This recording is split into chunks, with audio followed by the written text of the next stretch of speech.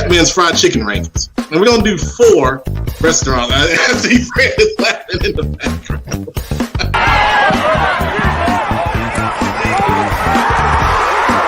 My sound off is actually about, I'm going back to the Panther fans. And you know why? Queen of CFI, sound off.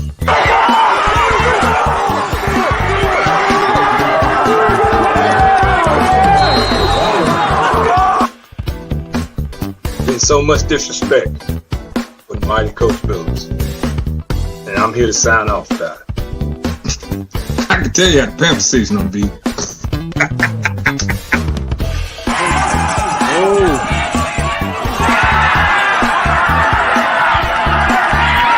Oh, I got a rule in life, man. There are a couple rules I live by in life. One rule is never pass by Bojangles without stopping. A second rule of life is get play sauce, it'll save your life. Third rule of life, don't trust white girls. The number one most annoying group of people. People who don't put their buggies back in their little buggy aisles at the grocery store.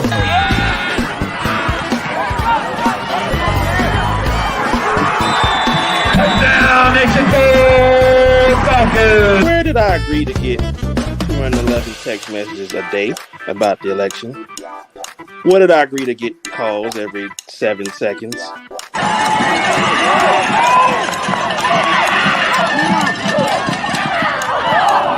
I'm gonna sound off on myself. All my teams stink. Oh my God, we have the caption Cowboy Joe on there now. Good grief. But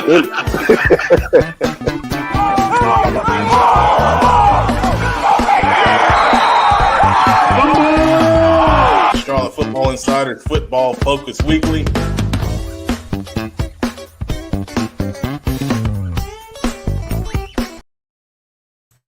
All right, good evening, everyone. Pep Man Matt Morrow, Charlotte Football Insiders. Welcome to another edition of Football Focus Weekly. Tonight, we're going to lead the show with a gentleman that we are very excited to talk with. Talking to him before this, he's got a lot of energy, and we got a lot of exciting stuff to talk about. I think you're going to enjoy this. He is defense coordinator at Mercer University, Joel Taylor. We're going to bring him on right now. All right, Coach, how we doing? Doing well. Hope everybody's doing well. Absolutely, man. It's been a fun week. I'm glad we're leading the show off with you, man. Awesome. Because you seem like you're ready to go. So that's I'm ready to bring the juice, baby. If you juiceless, let's do it. All right, man. So first off, let's talk about this mega camp you guys got going on down in Mercer, June 1st and June 3rd. I'm just gonna let you, kind of spout off about it because I'm excited just hearing about it. Yeah, coming out the blocks. A lot of D1 schools have been on the dead period. So June 1st is the first period where we can go out and actually see high school athletes. So we thought it was befitting that we put the camp on June 1st. We know Mercer's a huge camp. It's always been a huge camp because of the location. The location's great. We're actually in Macon, Georgia, which we can get to 5 different states within 4 hours. All right, so kids can get to us. So we're excited to bring all those kids down. We got a camp on June the 1st and June the 3rd.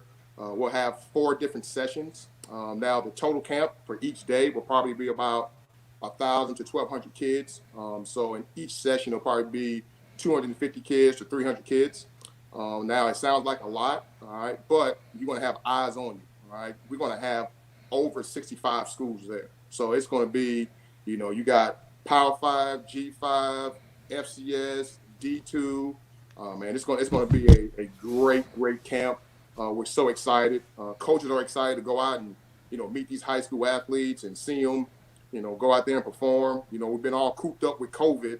So now we're getting ready to break out, and I know the kids are as well. I know they're getting ready. They're excited about showing their stuff. So we're just excited to have it. Like I said, it's a great location. Mercer's a beautiful campus, so you get a chance to see the campus and see the facilities. So we're just excited to have it. We're ready to go.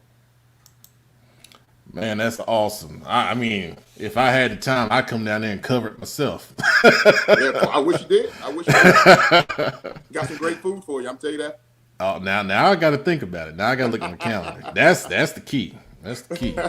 So, so how can coaches? I mean, I'm sorry, not coaches. How can players sign up for this camp, Coach? Yeah, they can go on our website, and on our website, go into the football link, and then you will go on to additional links, and it'll say camps. Okay. All right. When you click that camps, it'll bring up a website. If you want to type in the website, it is drewchronicfootballcamps.com. And Okay. it's easy as 1, 2, 3. You click what session you want to go to. They're going to ask for a form of payment, and right now, I think the payment is $60. And I think there's a late registration fee, but the highs they'll go are walk-ups, and I think that's $75. Oh man, that's not bad. I mean, to get in front of so many schools, I'm telling you, yeah. you won't find this exposure nowhere in the Southeast. Nowhere. Wow, that's awesome. That's awesome. So we'll promote that because I saw the flyer out on Twitter, and I'll look for it again. And we actually got to do an updated flyer. I think that flyer is probably at least a week and a half, 2 weeks old. And I'm telling you, okay. so many schools they're still calling. We had Duke, Ole Miss, call today. So like, I mean, it's gonna be a lot of schools there in attendance. All right, so I see our numbers jumping up. So in case you just missed it, Mercer University is holding a big mega camp. You said over 60 schools will be there. Yep. D1, D2, big mix of schools, June 1st and June 3rd. Okay. So you go to Mercer I'm sorry, not the Mercer website. What was that website again, Coach? You can go to drewchronicfootballcamp.com. And if you want to go for them from our end, as far as the Mercer's website, you go on to Mercer, Mercer football, additional links, and then it has camps. All right. So you guys that are just now watching, that's a way to get in on this big mega camp. We know we've been talking about camp season a lot, and this is a great opportunity to get seen by so many schools. So we'll repost that, and we'll look for it on our social media once they have the updated flyer, and we will promote that because that's a huge opportunity right there. All right, so now we're talking about camp season. Coach, let me ask you this. So in a camp setting such as, the camp you're talking about, what do you look for from kids ideally that you would be interested in as far as recruiting, from a Mercer standpoint? Well, the first thing, if you come to a camp, the first thing, that I want to see is I want to see guys compete. I want to see guys go out there and get after it. Like I said, one of the great things about having it at Macon, or having it at Mercer, we'll have people coming from Florida, North Carolina, South Carolina, Tennessee, Alabama, and it's all within a 4-hour radius. So we'll get a lot of kids. We'll get some kids coming from Ohio, Virginia. So it's going to be a lot of kids there. So you get a chance to compete against the best in the Southeast. All right. So that's the first thing I want to see. I want to see guys compete. Then the next thing is we want to see kids be coachable. See how they take direction. So we're going to explain a drill. All right. So you got to be focused on the drill. All right. And then go out there and do the drill correctly. So you got to be coachable from that standpoint. And then we want to see great effort. All right. Want to see great effort. Don't want to see guys in the back, coasting it. This is a chance for you to show a lot of coaches what you got. So we want to see great effort out there. Even if you mess up, that doesn't matter. Finish the drill. Another thing is leadership. I think leadership is big. All right. And what I mean by leadership, sometimes you see kids gravitate to certain kids. All right. And the reason they're gravitating to them is sometimes they're outspoken, but most of the time they're showing by example. Right. They're first up front. They're giving great effort. So we want to see that leadership style of out of kids. Couple other little things as far as we want to see great footwork. We want to see guys change direction. Want to see good ball skills. Want to see all those type of things. That separate kids or that we can't actually see on tape. Because sometimes from looking at tape's out of bad, or you can't see it's too far. So we want another evaluation to kind of say, all right, yep, he has the footwork I thought he had. Yep, he can change direction. Yep. He got pretty good ball skills, So those are the things that we can't see sometimes on film that gives kids an opportunity, to show out there. But like I said, it's gonna be a great opportunity, man. I'm telling you, if you have a great day, like I said, you have over 65 schools there. You never know who's going to see you. You never know. Absolutely. So, Coach, we got it pulled up here. Yep. So when you go on the website, you see right there Drew Chronic football camps, and it's called Raise the Bar Mega Camp, Coach. Yep. And then Total Exposure Camp. Are those the 2 sessions? Yes, sir. Yes, sir. The first one is on June the 1st, and the second one's going to be on June the 3rd. Got you. So you guys, you see it right here. This is the site you're gonna go to. Mega Camp. If you're just now joining us, over 60 schools down at Mercer University in Georgia. It's an easy drive. Really want to shout out that opportunity. And don't wait now. I asked our DFO today. Like I asked him, I said, "How many we got for this first camp?" He said, "Hey, Coach, we got over 1,000." So we want to take 1,200 in a day. So don't wait. I know some guys want to wait. Don't wait. Go ahead and lock the spot. Yeah, so we'll continue to promote that. I wanted to get that out there while we're talking about it. I appreciate that. Absolutely, Coach. All right, so let's talk about you guys specifically at Mercer. What do you look for in a prospective Mercer University player? All right, I'm gonna be blunt on the first one. Okay. You got to be able to play. that's number one. Okay. You gotta at the end of the day, good players, make us better coaches. Okay, so he got to be able to play. And then the second thing is we want a guy that loves football. I think there's a lot of guys that are out there that love what football do for them. They don't actually love the game, and I think that's important just because in today's climate, we ask so much of these guys as far as preparation wise. Getting ready to play. You're gonna spend so many hours in the meeting room. You're gonna spend so many hours in the weight room. You're gonna spend so many hours in on the practice field. So if you don't love the game, then it's going to be a grind for you. So we want guys that actually love the game of football. Then we want guys that want to compete. All right, we want competitive guys. One thing that can turn me off when I talk to a kid, they ask me, how many linebackers do you have on the team? How many corners? That don't matter. Okay, if you are a baller, you are a baller. Okay, it don't matter. I give you a perfect example here. Okay, I give you a perfect example. We had a kid. I'm not gonna say his name, but he's a freshman on our football team. Okay. He was out of Shiloh High School. Okay, true freshman this year, and he came in and took the starting spot. And he's probably one of the best dang on linebackers in the nation. I mean, he's getting all these awards, things of that nature. But he didn't worry about who was on the team. He just went out there and competed and won the job. And he was a kid that was overlooked. He was one of those kids that was a little short. But we took a chance on him because we was going to take him at Lenore Ryan. And when we left Lenore Ryan, we went down to Mercer and we said, "Hey man, he's just a good football player. We're going to take him." And we took him, and he's a heck of a football player. He's going to be a good football player for a long time. So we want guys to go out there and compete. They're not worried about who else they got to beat. Nah, man, just go out there and go win the job. That's what we want guys doing. Probably the next thing is probably toughness. Having mental toughness and have that physical toughness. The mental toughness to fight through adversity, and the physical toughness, man, it's going to be a long season, and we reason we're going to call it a long season, man, because our ultimate goal is to make it to the national championship, so it's going to be a long season, so we got to do a great job of, being physically and mentally tough, from that standpoint. And then probably the most important one will probably be academics. Mercer is a high academic institution, so we ask our guys, do a great job in that classroom. We at least got to have a 3.0, 1,000 or a 19 on the test scores. Okay. To enter Mercer as far as football is concerned. All right, excellent stuff, man. That's really good, really strong, man. I mean, I like how specific you were, and how you broke that down, because sometimes you just get those generic answers. Hey, I'm gonna try to be as truthful as possible. I'm gonna give you all I got. I appreciate it, man, for sure. We're gonna bring on a guy that I know you're familiar with, and we call him the engine of the show, and that is our Kenneth McClamrock, and I know he's got a question or two for you as well, Coach. Yeah. Coach, how are you? Kid, man, I'm doing great. Man, you looking good, man. Man, I'll tell you what, I'm so grateful that we were able to get you on tonight. Always excited to hear from you.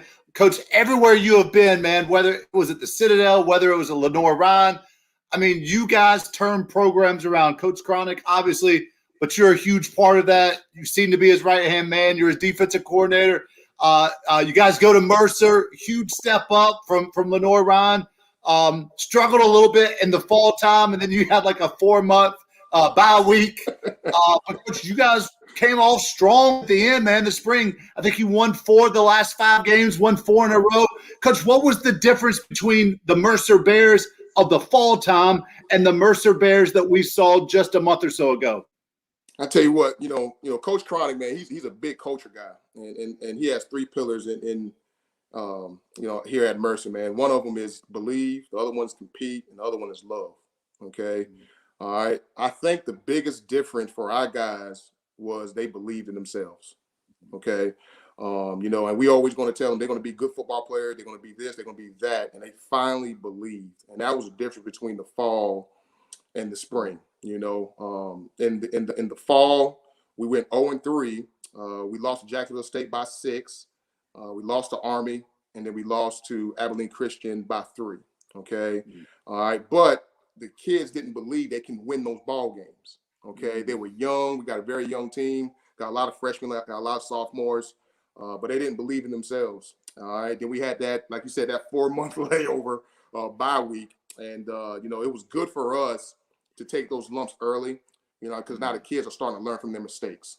So now we get back into, to the spring season, and, we faced the defending Southern Conference champions the first game, which was Wofford, which was a great matchup, and we should have won that ball game, but we didn't, right? And then we go to the Citadel, and then I think we lost the next game to VMI, and VMI, won the league, and they have a great team, a lot of older guys, and they beat our butt. But after that, our kids, they were tired of it. They were tired of it, and they actually started believing. They knew everything was working. We go back on, Mondays, because Monday is our day we watch the film. Sundays we give the kids off, and they could go back and watch the mistakes. And you're like, man, geez, if I just keep my eye on that guy and just do what coach just told me to do, boom, we make that play. And those kids finally decided, they're going to do, what their coach would do. And they did a great job of fighting. And then we went on, I think, a 4-game, win streak. I think we beat 3 ranked teams. And then we fell the last game of the season versus Sanford. We kind of got behind the 8 ball and missed some tackles in space, things of that nature. But Sanford's a good football team, and they beat us, But we're super excited about, the future of Mercer. Like I said, we got a young team, but guys are believing. Guys are going out there and loving each other and going out there and competing. And when we compete, we get better together. So, that's in a nutshell, why I guess we have, had some success there. Well, Coach, I think it speaks a lot to you guys as a staff to struggle early as a new staff, have that long layover where kids could have started to doubt you, started to doubt the new staff and what you were doing. But obviously you got those kids to buy in, Coach. I'm excited to see where you guys head these next couple of years, especially coming up in the fall time. Yeah, you and me both, baby. I'm excited. I wish the fall was tomorrow, So, but we got to get those kids some time off. Yes, sir. Yes, sir. Thanks, Coach. Thank you. All right, good stuff, Ken. Appreciate it. Kenneth, I'm sorry. That's a running thing on this show. I call him Ken or Kenny. I get in trouble, so I'll be in trouble later on, but that's okay. All right. So last thing, Coach. Talk about your path to becoming a defense coordinator. At Mercer. It's a long path. I'll tell you that. I actually, played at South Carolina State from 2000 to 2004. We actually won the MEAC championship. It was the first time in like 20 years or something like that, or it was a while when I was a senior. All right, and I gained the respect of the team, and I was the team leader and all that good stuff. All right, and then I graduate, with a computer science degree. Right, and I was like, man, I really don't want to go in that workforce yet. And Coach Pugh gave me the opportunity to kind of start my career at South Carolina State. So I started out as a volunteer my first year. So I was paying my own way. Actually taking some grad school classes, things of that nature. But I started out as a video volunteer. Then after that, I became a graduate assistant. I was on the offensive side of the ball. And then the next year I was a restricted earnings guy, and I moved over to the defense side of the ball. And that's where I don't know if you guys know, but Mike Adams, he was the defensive coordinator at the time. He brought me under his wing, and we had some great seasons there. But I was there for 2 more years, and then I left there in '09 and went to Lenore University for 1 season. I was there with Fred Goldsmith, and Mike Houston was the defensive coordinator. He's the East Carolina head coach now. And we actually had a pretty good season there. We went 5-6, but it was the best season in a while. And like five of those games out of 6, man, we should have won. And so it was turning around there. All right. Then the full-time job came open at South Carolina State, and I was the first call. And Coach Pugh gave me another opportunity to come down and be the secondary coach at South Carolina State. And like I said, we had some really, really good years there. Won a lot of championships, had a lot of guys, go to the NFL, from there. And then Mike Houston was actually, became the head coach at Lenore Ryan when I left, and he had some really good seasons. He kind of, knocked off some conference championships, went to the national championship. And, when that happened, Citadel came calling, so Citadel, hired Mike Houston, and Mike gave me an opportunity to come down to the Citadel, to kind of get outside of my comfort zone, because I played at South Carolina State, and I coached there for, I guess, a total of probably 7 years, 7 to 8 years. So he brought me down to the Citadel and learned a lot of ball from him. And we had some good seasons there. We went 9-4, 10-2, won 2 SoCon championships. First time in a long time there. And then Mike left, and he went to James Madison, and we kept it going at Citadel, and then I was there for about 5 seasons, and the Lenore Ryan job came open, defensive coordinator job came open, and I was like, man, I think that'd be a great job. So, I give you a funny, quick funny story. Okay, so I knew a guy on that staff, on the Lenore Ryan staff, and I called him. I said, hey, is that job still open? He said, yeah, I think so. I'll ask Coach Cronic and just tell you what kind of guy Coach Cronic is, man. So within 30 minutes, I get a phone call from Coach Cronic, okay? And, I never met Coach Cronic, never heard of him, nothing. And he actually, we're speaking for about a good hour, okay? And we're just talking about our philosophies and, what we're about, everything. And he said, well, you know what? He said, I offered the job to somebody else, okay, already, all right? Yeah. But I wanted to call and talk to you. I said, okay, Coach, well, I appreciate it, okay? And he said, I'm going to see if he's going to take this job, right? I'm going to call you back tomorrow, right? So he calls the guy, and the guy accepts the job, okay? So he calls me back, said, hey, Joel, I'm sorry he accepted the job, man, but it was great talking to you. Hope I have an opportunity to hire you one day. I said, Coach, man, I appreciate the opportunity. And he calls back the next day. I'm like, Coach, what's up? How you doing, baby? What's going on? And sure enough, that defensive coordinator that took the job one day, the next day took a job somewhere else. So that created the opportunity for me to go to Lenore Ryan, and it was one of the best moves I've ever made, man. Coach Cronic is one of the best dudes I've ever been around. Great human being, God-fearing man. And, we had a great season. We went 13-1, should have went to the national championship. We lost to the eventual national championship, West Florida.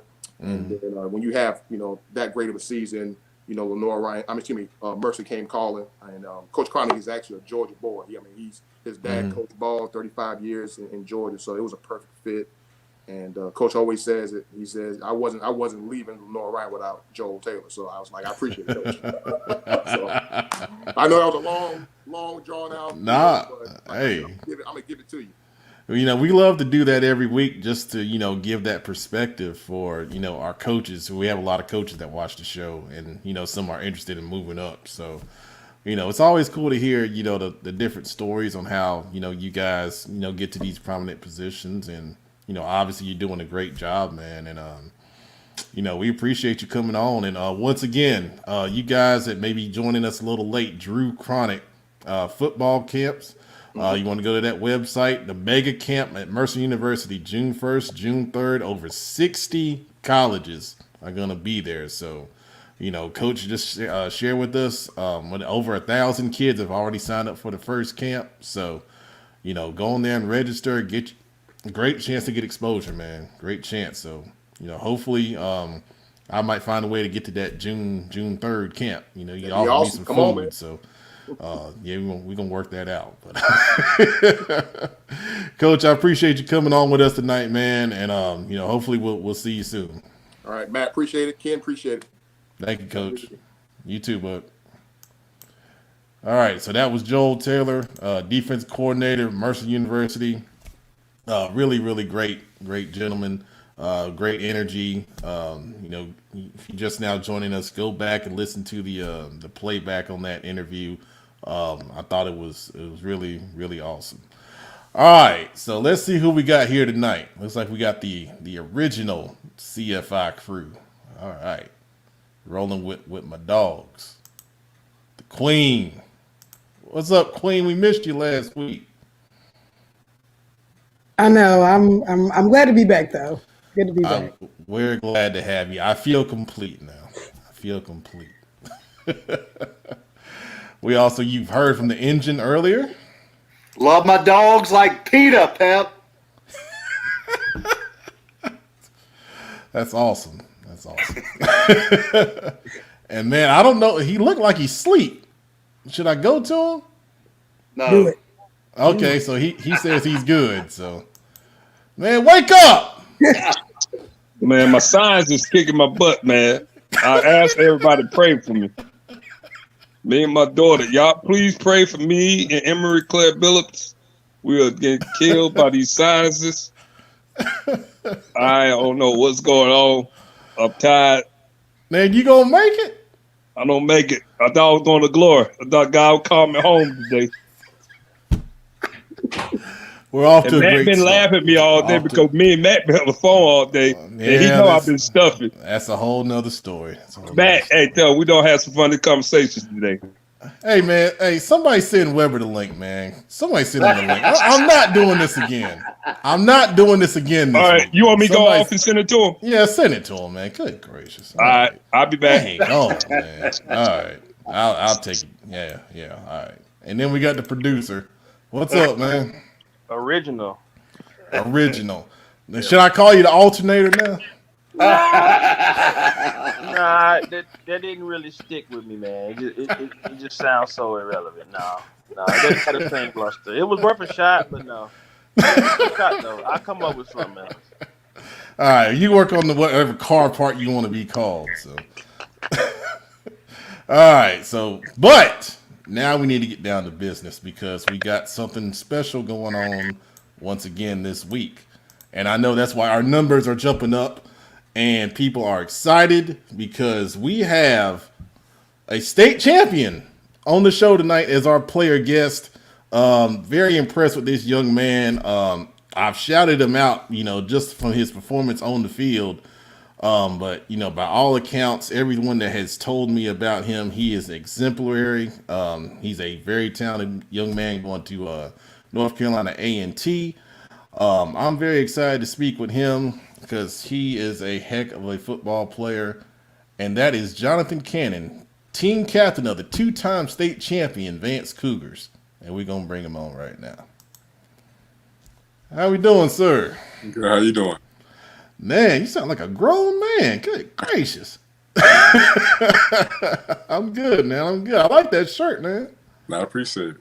Yeah. That's awesome. So, first off, I want to say thank you, for coming on the show and joining this interesting group of people that we do this every week. But man, first off, congratulations, man. I mean, it's awesome to win, back-to-back state championships and pretty much establishing a dynasty, to be honest with you, because you've been to 3 straight games, in your career there. Just talk to us a little bit about, the culture and how was that established with you guys? First off, thank you for having me on the show, and thank you for the state championship shout out. Absolutely. As a team, we just buy in every day. We buy into what the coaches tell us to do, and we push each other. That's what makes us different from every other team. Like, we actually like to win. We like to work out. We like to do those type of things. We work together off the field, on the field, and it's a brotherhood more than anything. Yeah, I mean that culture is just so strong because every time we see me and Brandon, have gone to a lot of your games the past few years, and it's just so exciting to see how you guys celebrate each other. I mean, so much. I mean, someone scores, the whole team is, behind each other and pushing each other, and you're really genuinely happy, for one another, and you don't always see that, in great teams. Yes, sir. So we coach preaches that every day, every week in practice. We'll celebrate one another. Mm-hmm. Absolutely, man. So talk to me. The first championship last year, this championship this year, was there one that stood out more to you, or one that meant more to you, in your opinion? I'll say last year most definitely because we went through a gauntlet to get there. Oh yeah. So like it was a battle every week. So everybody counted us out since the week one, and we proved everybody wrong every week. We want to know every weekend, and that's what we did. And it was bittersweet when we won the state championship. So it's like everybody was quiet. Yeah. Absolutely, man. And I gotta say, when you guys lost to Huff and Curtis Neal did the walk-off interview on us, and I had picked you guys, I felt bad. And then we came back, I picked you guys again, and I said it's hard to beat a good team twice, and that proved to be true. But I shouted you out because you guys made some changes, up front, for that second Vance game, and you faced Neil a good bit across from you. What was that battle like when you're playing him one-on-one? I mean, I've been in that situation before, so me and him know each other pretty well. It was fun. It was physical. Mm-hmm. After each other, it was a lot of trash talking during that game. So it was very intense, though. You don't seem like a trash talker, though. I stayed mellow off the field, but on the field, I'm a different person. Oh, okay, you flip the switch. I hear you, man. That's awesome. So, going to A&T, what went into that decision for you? Originally, I was committed to Georgia Southern. Mm-hmm. A&T, it just felt like home, and there was all the stuff going on in America as far as white supremacy and things of that nature. I felt like it would be best for me to go somewhere I felt comfortable with my surroundings and what I could do and perform at the highest level with people that I feel like I could succeed with. Man, that's awesome. That's awesome. My dad was an A&T graduate, so definitely commend you for making that choice for those reasons, man. That's really impressive. That's really impressive. So we've got some of your guys in the Queen City Senior Bowl. Talk about those guys and just what they meant to the Vance program, and what could we expect from them this Friday night in the bowl game. So I'm start off QB1, Austin Gray. Mm-hmm.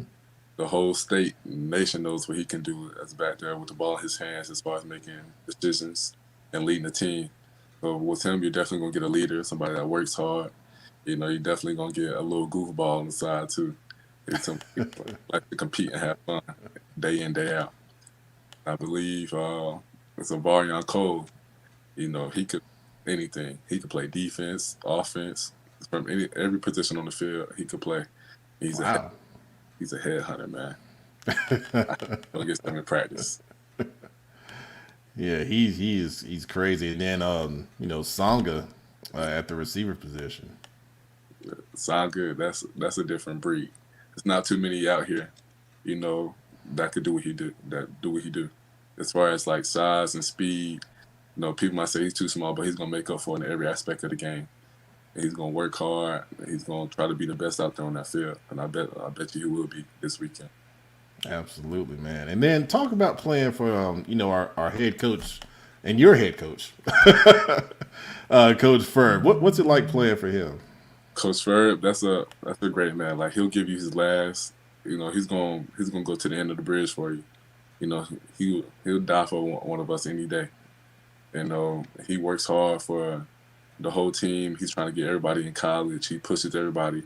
He said everybody on the team is going to be great, in some way in life. That's what he wants. He cares if we go to play college football. He wants everybody to be. He's trying to build us to be a great man as far as a household and being responsible and stepping up in life. And so that's what he's going to do for your team.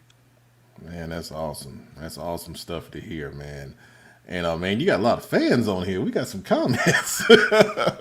I'm gonna share them with you. Let's see. Ville336 says, "Yes, sir. 2-time champ supporting you." And then we got Mariah Cannon, Aggie Pride. Somebody you might know. Nicholas Means, that's my nephew. And then Miss Cannon also saying his mama is an Aggie. Okay, I hear you. And then Mr. Josh Laws with Aggie Pride. So a lot of people excited you going to A&T, man. That's awesome. That's awesome. And also Ville jumping in. That's my is that Lil Big Cuz? Okay. I guess. I think so. And then Charlotte, we got them all coming on. So proud of my nephew. So I appreciate, you guys coming on, watching the show and supporting Jonathan. I think, this is going to be a fun time, man. So let's get it started, man. We're going to bring the crew back, and we got a couple things we got to talk about. So, Billups with what is that, a hoodie? I don't even know. Okay. That's my Vader. Oh, okay. Hey, tell what's called, check his Twitter. Who? Where? Oh, well, you can tell him right here. There he is. What's up, Coach? What's up? I'm not gonna take another week of abuse from you. I'm not gonna do it. Well, I got you, big dog. I understand. My boys get robbed in the QC Bowl now. I'm back on the show. Well, I got you. We're gonna have a conversation because hey, have an offline conversation about that. Hey, Pep. Pep, you must not hear Big Cannon talk. You surprised Little Cannon talk like that. You must not hear Big Cannon talk. That boy is just like his dad, man. Hey, his dad is a cool dude, man. I love Cannon, man. Hey, Cannon already know. Hey, I'm proud of you, boy. I was mad I was not at the state championship game, but you already know. Yes, sir. You already know. You know Coach Bill's rock with y'all. Them my dogs right there. Well, good deal, man. Good deal. So, all right. So first of all, starting out the show, I got to pull up my my last Best to Last thing because we got to crown a Best to Last champion, which y'all probably already know who. Better not be West Charlotte last. I know that, but we don't have some beef. We don't have some beef. Well, we don't have some beef. To be perfectly honest, I didn't change it because I didn't feel like there was a need to change it. So I'm really gonna just pull up the last one that I got, and we're going to talk a little bit about the other teams going into, we've got a really short offseason, so we're going to talk about that because, it's going to kind of change, what we look at as far as what an offseason will look like. So while I'm getting that pulled up, why don't we talk about, Kenneth, talk to me a little bit. You got a short offseason. What's your offseason plan look like from a coach perspective right now? Well, I think that a lot of coaches right now, especially teams who made deep runs in the playoffs, are thinking they're going to give their guys a couple of weeks off, let their bodies recover. Most teams, the Vances and the likes, they went 7-8 months without working out. So they were coming into the season not in the kind of shape that their bodies are normally used to. So I think most coaches are going to give them a couple weeks off, let their bodies heal up a little bit, do some recovery kind of things. And then, of course, you have exams starting up at the end of the month. But I think once June hits, these coaches, man, they're ready to get after it. They're ready to get back on the field. They're ready to get back in the weight room. They're ready to hit it hard, and they're ready to make a push for a season that begins in less than 100 days. What is it, 3.5 months from now? They'll be playing a game on Friday night again.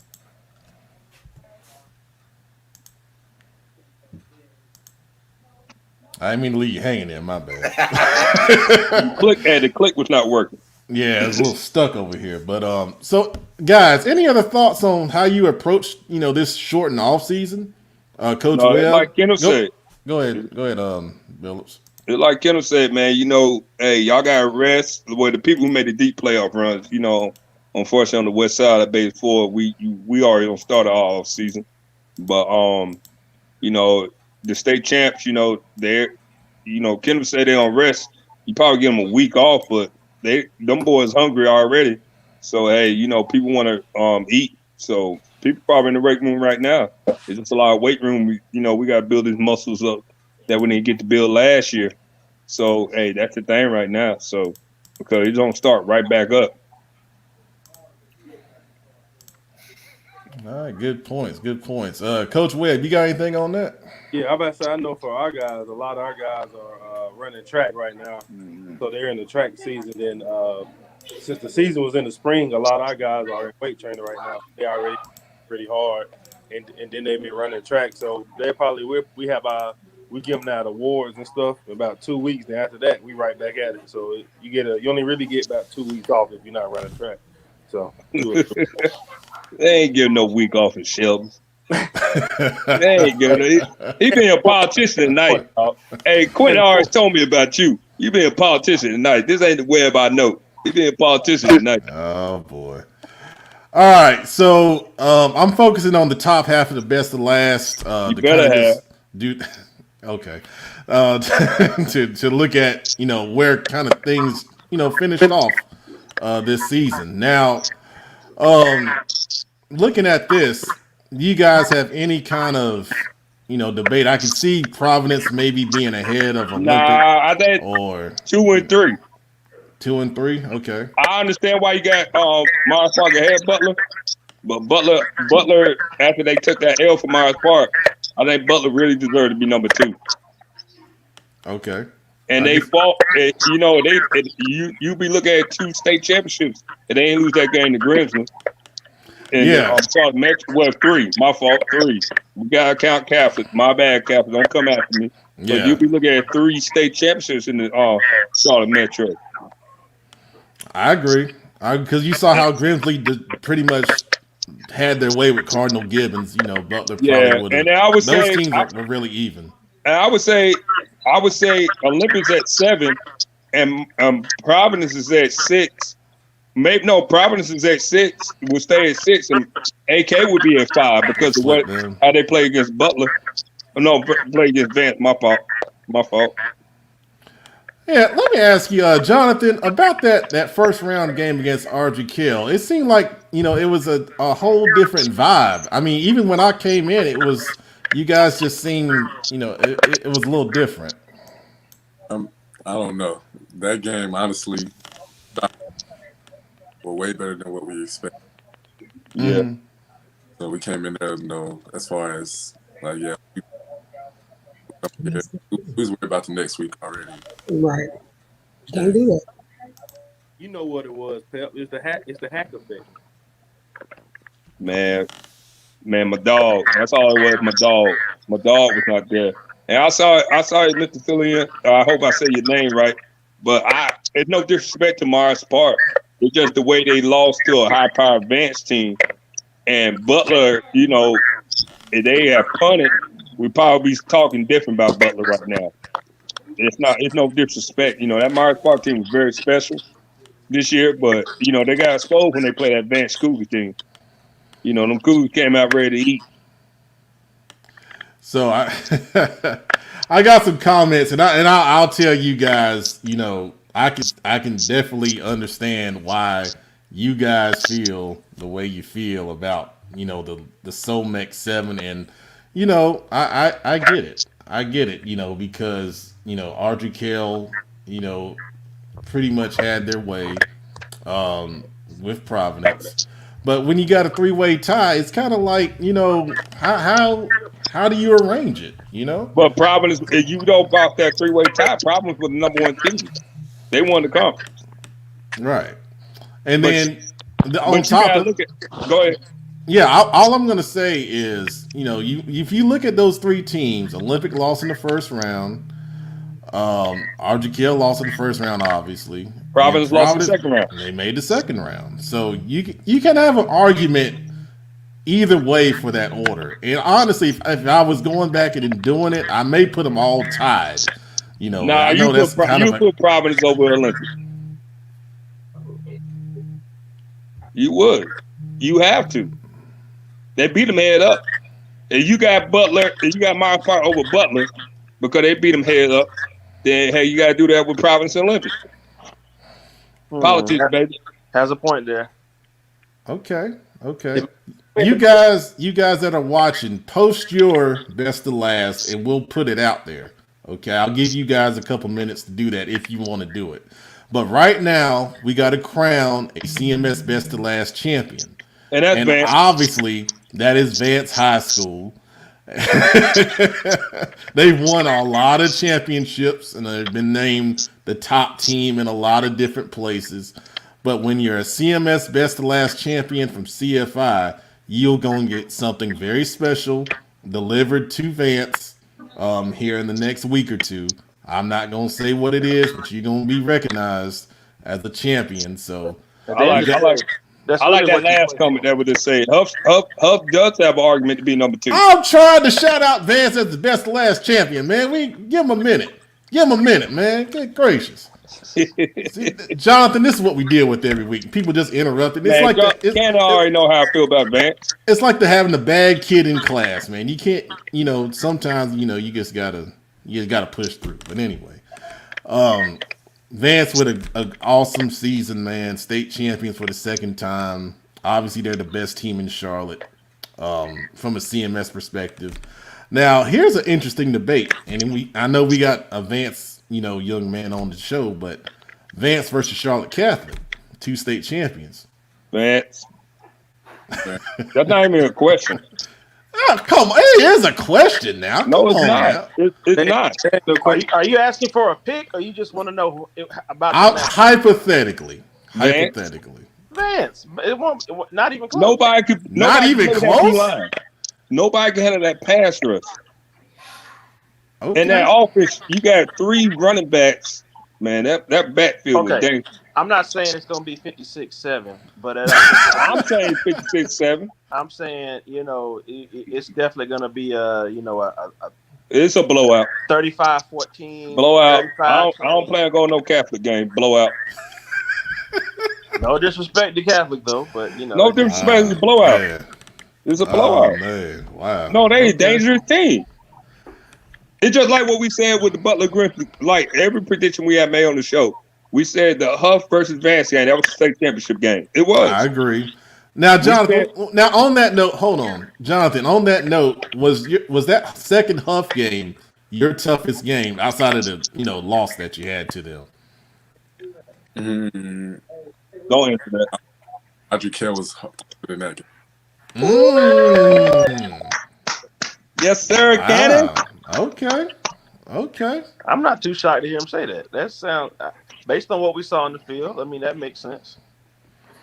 Yeah, let's talk about that real quick, Jonathan. So that game, me and Brandon were there. You guys down 28-16. I mean, because then you just had a big swoon after being down 2 touchdowns. What kind of just turned the switch, when you guys were down like that? I mean, of course it was a shock. Like, we've never been down like that, ever. So right. So we came together at halftime. Like, we argued, no nothing. We just looked at each other. It was like, go time. Like, came out the half, ready to go.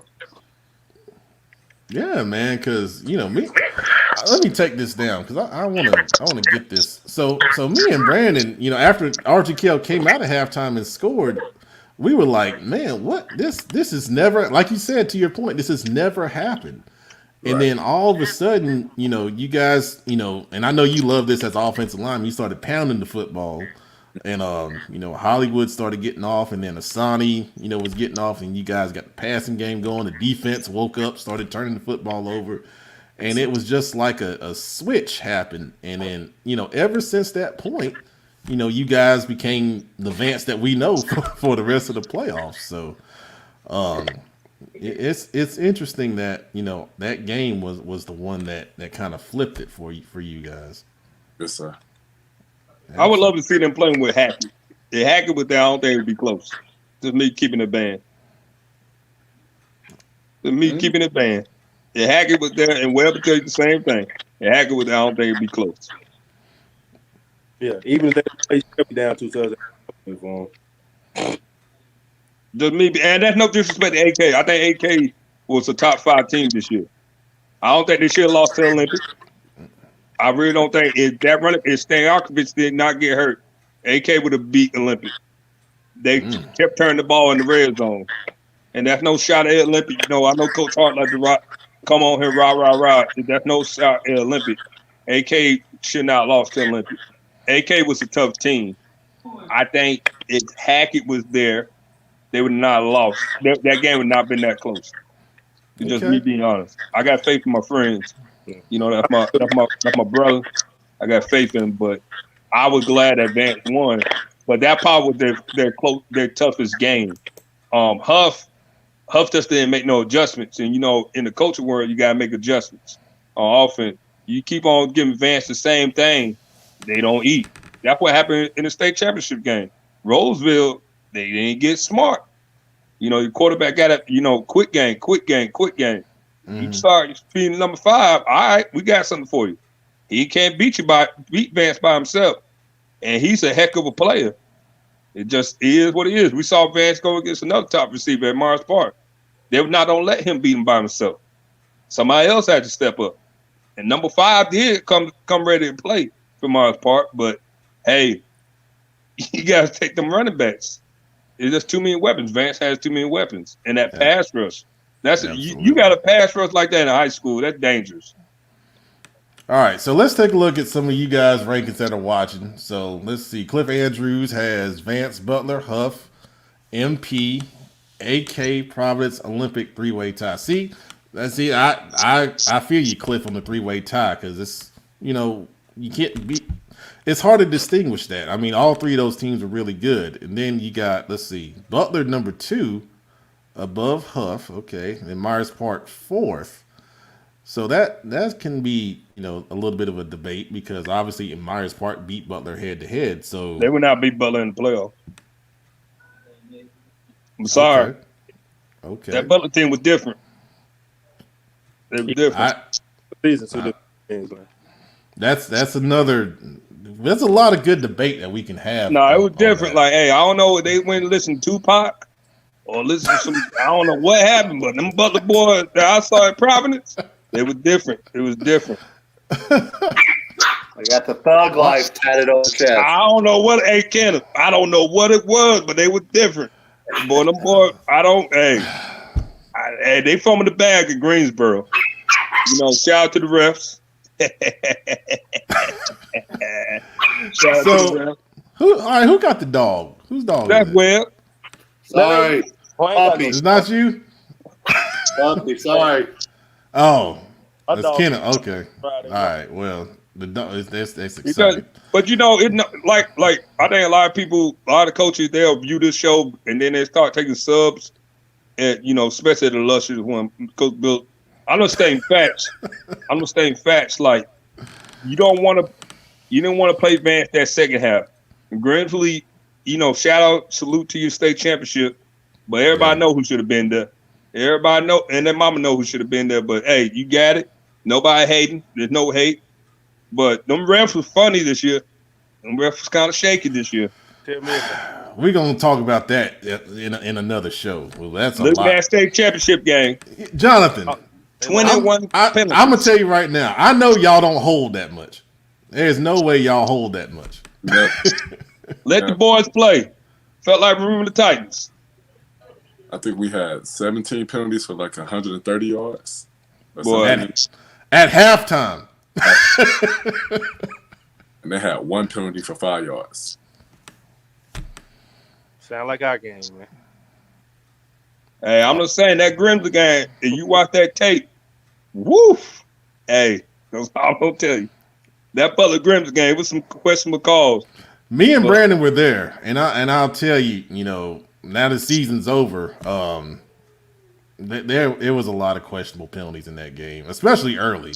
The fourth quarter they let them play because it was tied, but early, lot of questionable penalty. And I'll say it because I'm not coaching, so yeah, I hate it. No, they can't take Coach Bill's money, man. Coach Bill still don't feed his babies, but it was some.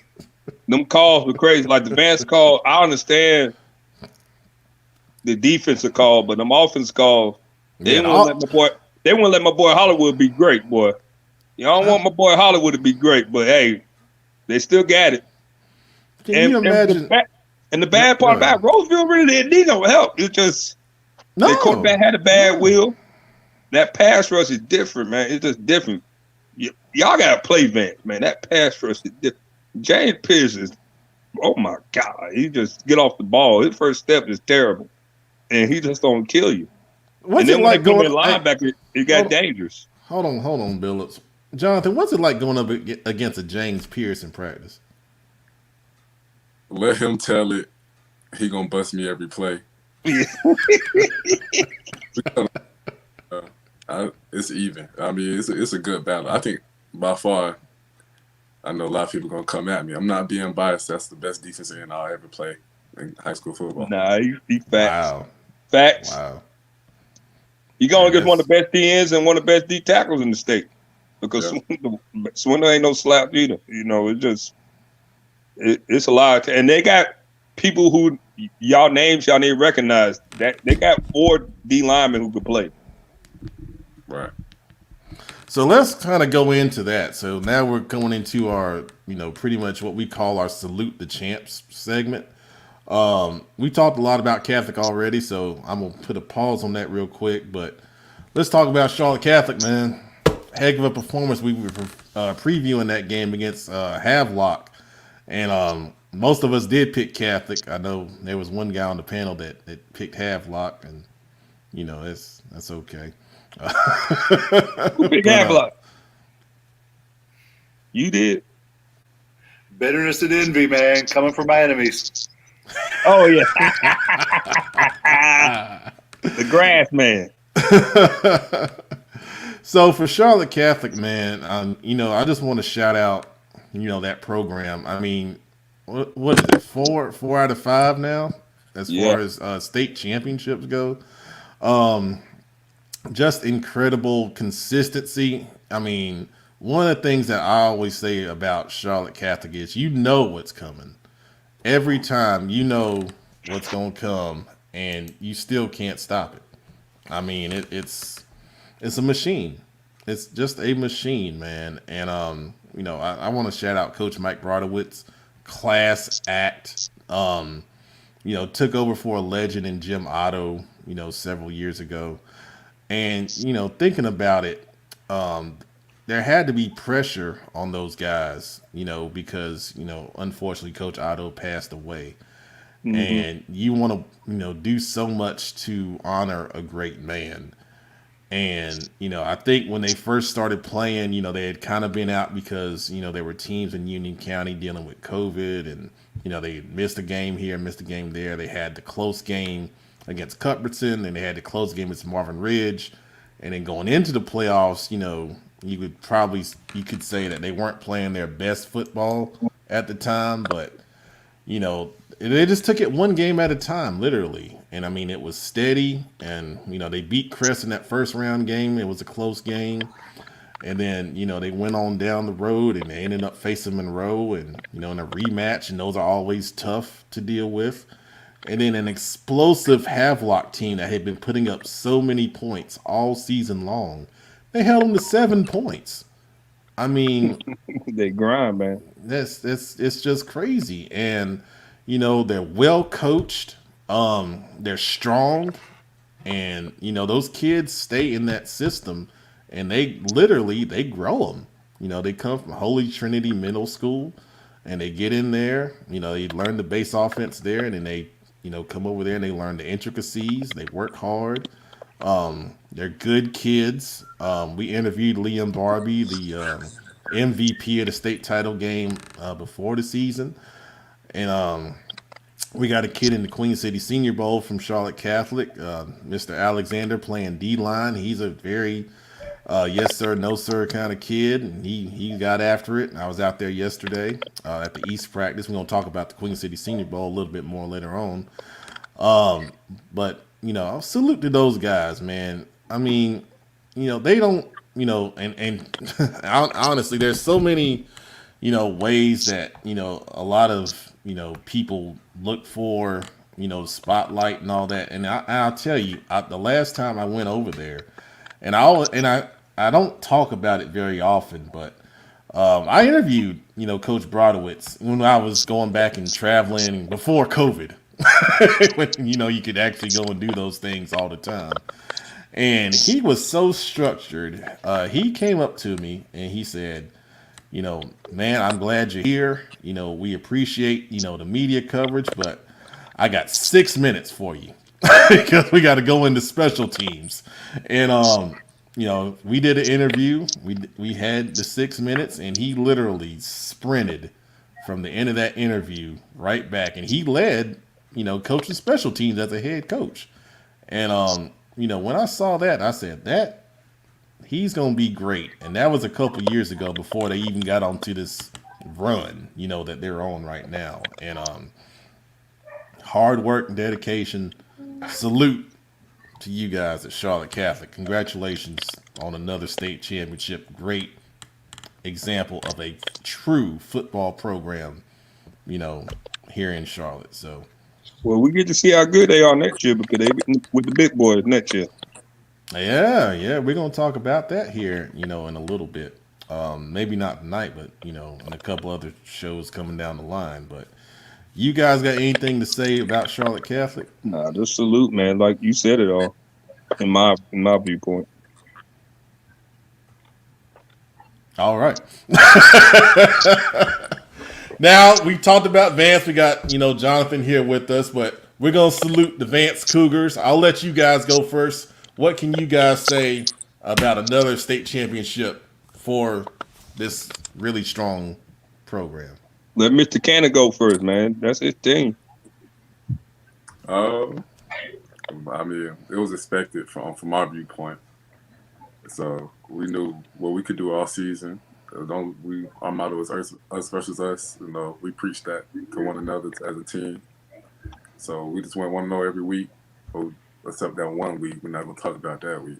But we went 1-0, and we just executed day in, day out. And I'm proud of my guys, and I love them to death, man. Awesome, well said, man. All right, you guys got some more words? I was just saying, shout out obviously to Vance. The defense of the Cougars gets so much credit and so much publicity. But man, shout out to Jonathan and the offensive line. I was there in the playoffs when they played Huff, and the first thing I noticed was him playing guard, and I thought that was a brilliant move by the offensive staff to put Vance's best player going up against their best defensive player. Obviously, it worked out well. The offense was incredible this year. The defense was incredible. The special teams were incredible. Just a truly great team. One of those great Charlotte teams that people are going to be talking about for a long time. So, Jonathan, congratulations to you. Congratulations on 3 games, 2 championships. Man, those are memories that no one will ever be able to take away from you. Yes, sir, I appreciate it.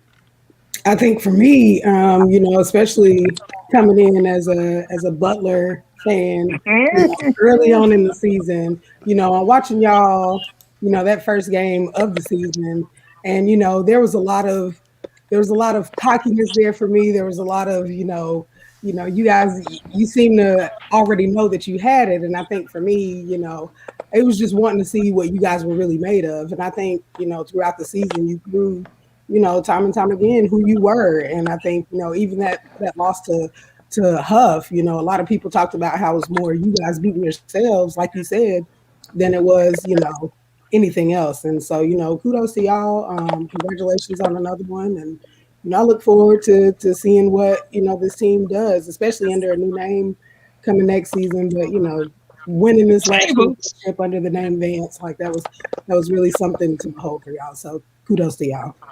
Yes, man. We appreciate it. Thank you. They already know how I feel about them because I've been to practice. Their coaching staff is like, that's why he laughs. These like my little brothers down the street. Vance is probably one of the best coach teams I've seen in a long time. I say that a lot, but y'all have to really see it. Like, people talk about Hackett, Hack the one thing I would say about Hack, why he's probably one of my favorite defensive coordinators, he leans on his coaching staff. Like, you see him go over there, he'll go over there and talk to Cannon.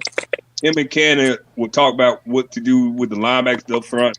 He'll talk with Akers. He's very good. They're very good at adjustments. Lash and Q are probably two of the most underrated assistant coaches in the state of North Carolina. And the way they put their egos aside and did what they had to do to make that offense go, it was very impressive. Ferb is probably one of my favorite head coaches in the state of North Carolina because he does something a lot of coaches don't do. He steps back and he let his coaches coach, and he just advised. You got 3 potential. Well, you got to put Big Cannon in there. You got 4 potential head coaches on that staff because everybody don't give Big Cannon his props, but Big Cannon and Hack, Lash and Q, they're superstars in the making. Hack, I know everybody talk bad about him because he coached with an edge. Hack, that's how he is. He's a very passionate person. But Anthony Hackett is ready to be a head coach, and somebody should give him a chance. But man, I love that team, man. I don't love when they play West Charlotte. Cannon knows. I was mad. I probably came out there with my water jug talking junk to all of them when we played them at Olympic. But them my guys. It's mutual respect. And I ain't bowed down. Coach Bill don't bow down to nobody, but it's mutual respect. I respect that team, and I love the way they play football over there. So shout out to Carlos. You can't talk about Vance. You don't say nothing about Carlos Richardson because he'll come pull up on you. But shout out to Carlos. But I love them guys, man. I was very proud. I was mad, I had to be in daddy daycare on that day, but I was very proud of y'all, man. The Billups, we was very happy for you. So shout out to my guys over there on IBM.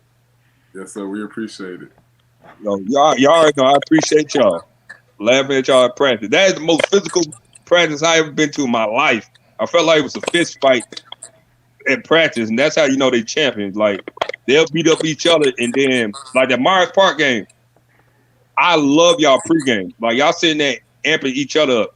Y'all using words of affirmations towards each other. And I trust you and stuff like you don't see that a lot in high school football. It was just like I was like, man, you ain't beating these dogs. These some dogs over there. But hey, man, shout out to y'all. Respect. Yes, sir. Appreciate it.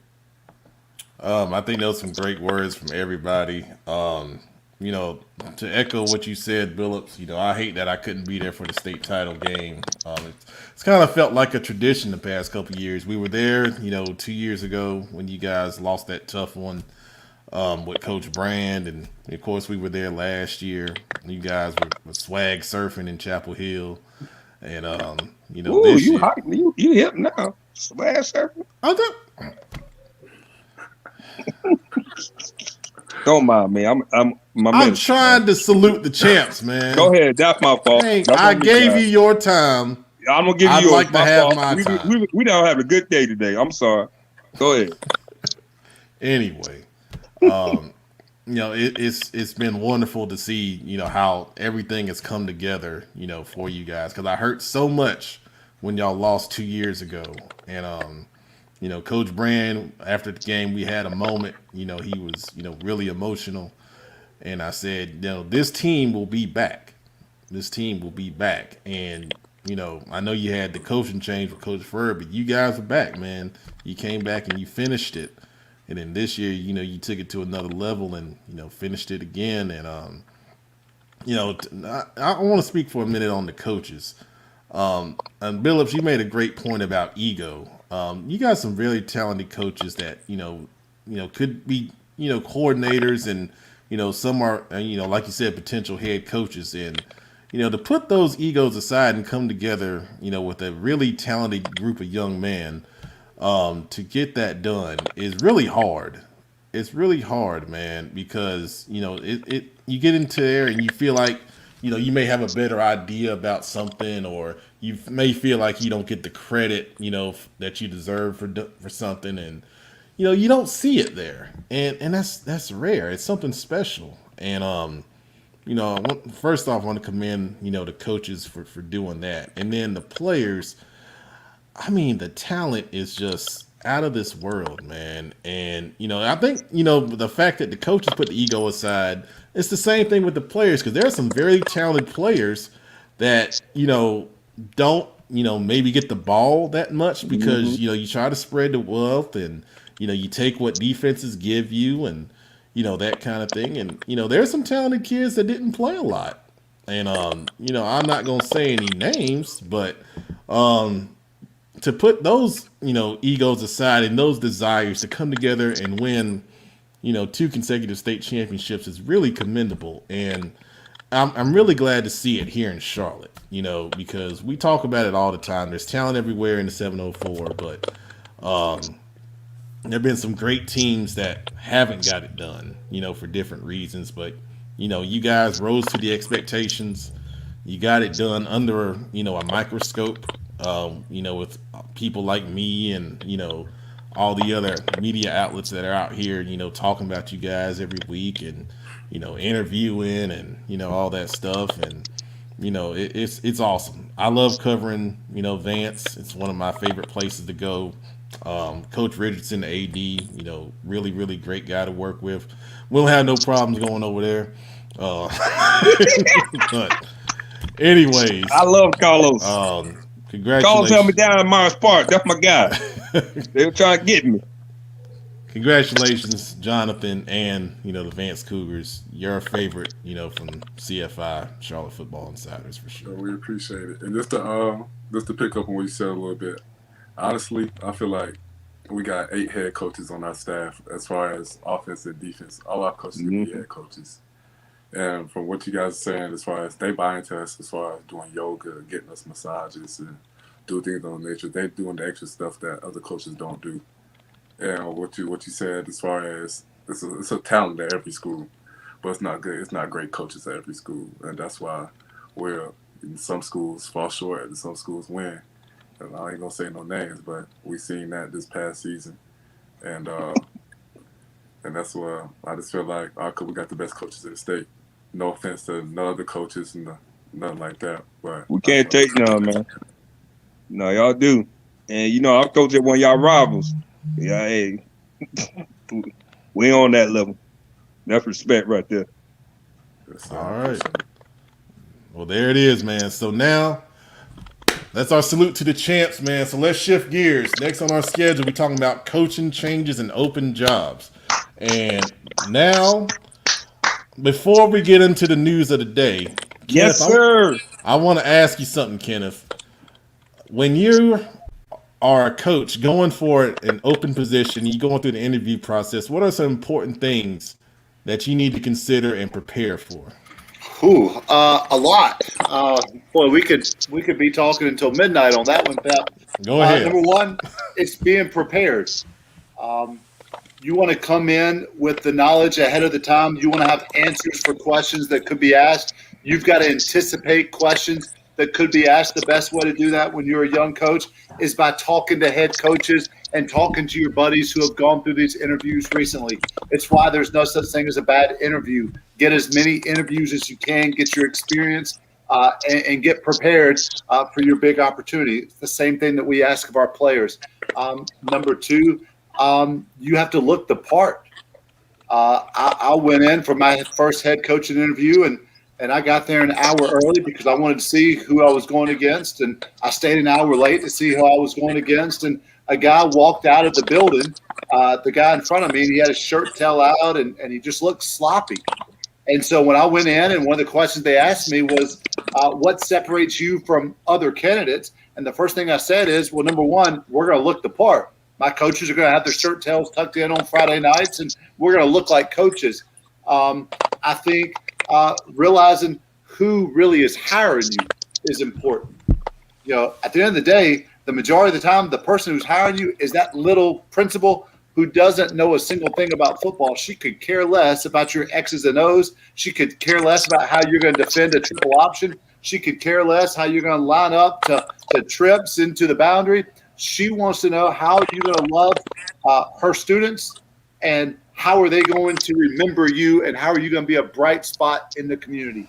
That's what she wants to know. The athletic director, he may want to know a little bit more about what your Tuesdays look like or your Friday afternoons look like. But in the day, that principal is making the decision. You've got to speak articulately. You've got to have a game plan in place. You've got to come prepared.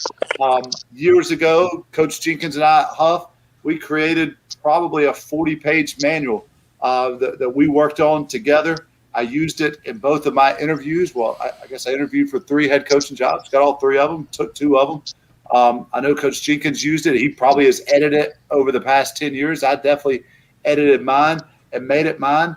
But so much of it is the preparation aspect of it. You can't just show up thinking I know a little bit about football and I'm going to get a job, or I've won some football games and I'm going to get a job. There's so much more to it.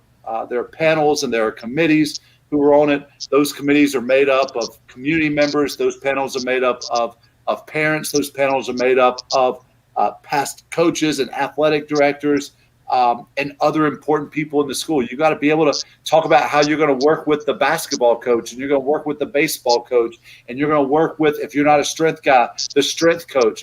My first job, I was still in the classroom, and one of the big questions was, you're not going to be a strength guy. So how are you going to work with the strength coach if he has different ideas than you do? Those are all things that you need to know going into it. Awesome breakdown, man. Awesome breakdown. So I'm going to approach this, the right way. Because I saw something earlier that, kind of threw me for a second. But I want to say congratulations to DJ McFadden, who Yes, sir. was named the head coach at Independence High School, who is the Queen's alma mater. That's why she's so happy. My little brother right there, man. Congrats. Back in August, and I put the clip on, Twitter.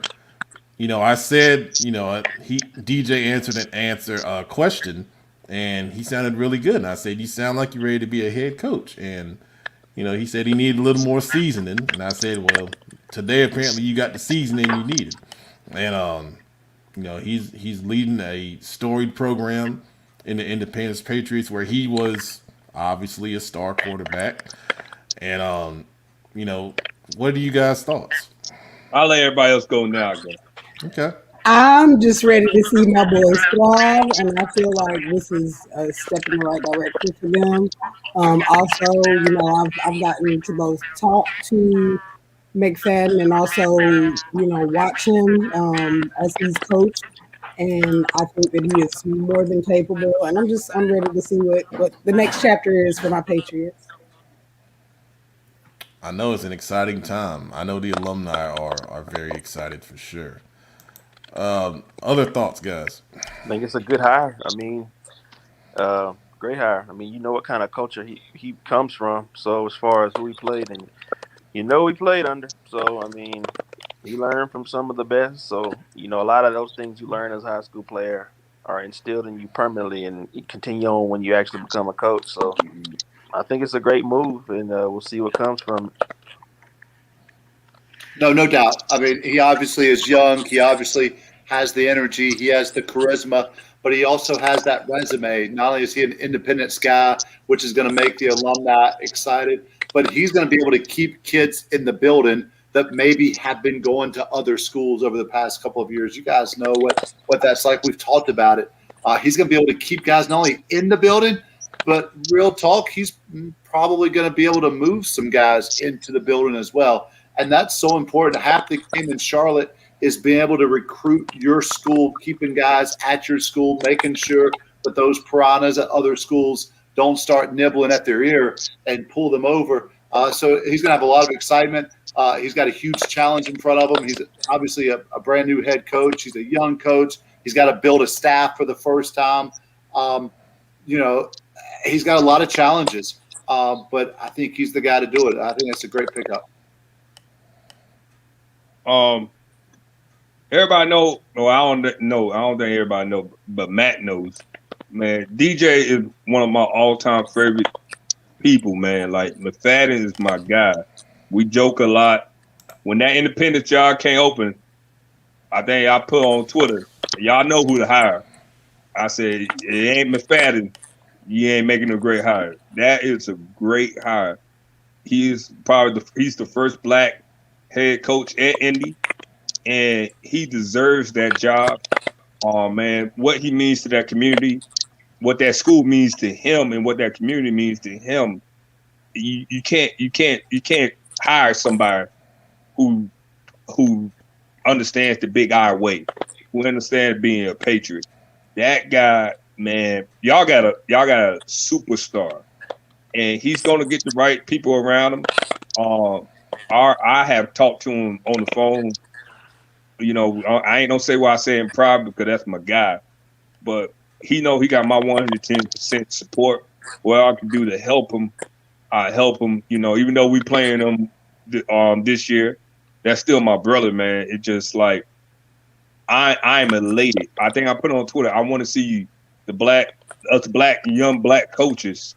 I want to see us take over our communities. Go back to these schools that we reign at, and you know, just take over our communities and show that we have a face here. You know, like we could be successful. And I'm glad that school.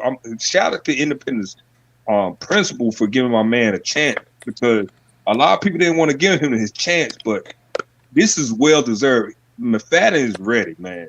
He's one of the few people he'll go against and try to make his way. Like Carolina Star's been running 7-on-7 in Charlotte. They've been running. He made his 7-on-7 team. He just wanted to try it because that's how he is.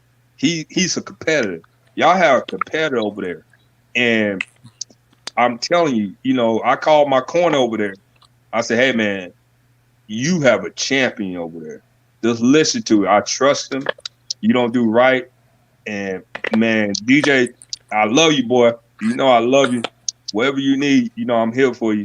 I am elated for you. You know, I ain't gonna do all that fake love on Twitter stuff, these random posts and stuff like that, making jokes. Bro, I am elated for you. I'm happy for you. I'm glad you got your chance, man. You have came from a lot of adversity, and I'm glad somebody saw past all that and gave you a chance. And I know you don't be a champ. Hoping not on me, but hey, I'm happy for you, man. I was so happy because I got scared. Me and Pep were talking last Friday. I said, hey, man, they better not take it from a boy. And I was going to be mad. And Pep was like, I don't think they did. I said, boy, they better not take it from a boy. But I'm just glad. When I saw that news, I was very elated. Congrats. I never thought I would congrats Independence because y'all know how I feel about the big eye. But congrats to Independence. Great job. Great hire. Way to get it done. Well said, man. Well said. So, because I love, you know, DJ has worked, you know, our camp, you know, as quarterbacks coach 2 times and done a great job. You can see DJ on the other show, Talking Preps. You know, there's another show. Yeah. We don't support him for that one show. Yeah, we don't support him for that one show know, because that's my brother. You know, here's you know, he will be on Football Focus Weekly again, but you know, it's kind of like when you're a little kid. Sometimes you got to eat your vegetables first before you can eat your chicken. So there you go. You know, you gotta eat your vegetables, and then you'll come get your chicken. Get your chicken next week, but that's okay. Shout out to my boy. But seriously, really happy for him. You know, the thing about it is, you know, he's paid his dues at some of the best programs. You know, he was at Butler this year. He was at Myers Park. He was at Mallard Creek. He was at Arzu Kill. So he's been around, and you know, it's good to get all those different perspectives when you're becoming a head coach, so you know how to handle different situations with different types of kids, because at each one of those schools, you're going to run into a different type of kid in a different type of situation.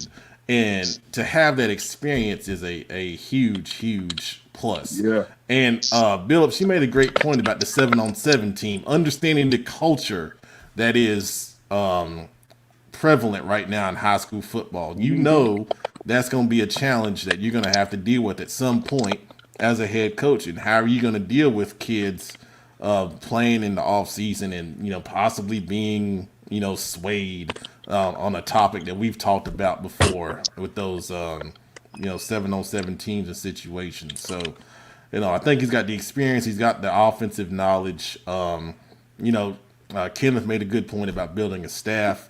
He's been around. He's got those relationships. You can always tap into the Independence alumni possibly that he played with, and all those things. And I mean, I'm just saying, I don't know. I don't know anything. I ain't no talking about it, but his staff gonna be legit. His staff gonna be legit. So there you go. A couple comments I want to share. Very, really, really good stuff. Coach Akers, Jonathan, you may know him. Akers being a politician, look at him. About time. DJ McFadden is going to be a great head coach. He's great with the kids. He relates to them, and he's very knowledgeable of the game. Most of all, he's a winner. So, Coach Akers, and you know what, Jonathan, tell us about Coach Akers. What's your thoughts on him since he was nice enough to watch our show? Coach Akers, that's like my uncle off the field. He's a great guy. He's very knowledgeable of the game. He'll go pick up a kid to train them, like from all over, no matter what school you go to. He's just one of those big-hearted guys that just want the best for the kid and the best for the team. He's gonna give you all. He'll give his last, and he's gonna give you it all every play, every practice. He's gonna bring the juice. Oh, nice. Okay. Two-time. He told we can't call him Coach Akers no more. I gotta call him 2 times. Oh yeah, he did change his name on Twitter. Yeah, 2 times. Say that. My bad. 2 times. I love Akers. Another great comment here from DC. DJ knows the game and the kids. He will put kids in a position to not only win but earn respect. Young coaches bring an energy that is needed for this generation of athlete. All right. Yeah. So great. I love it. Y'all, please. Really good comment. I would just say this, and this is the last thing I would say. Just please be genuine in your support, because that young brother does deserve everything he's getting.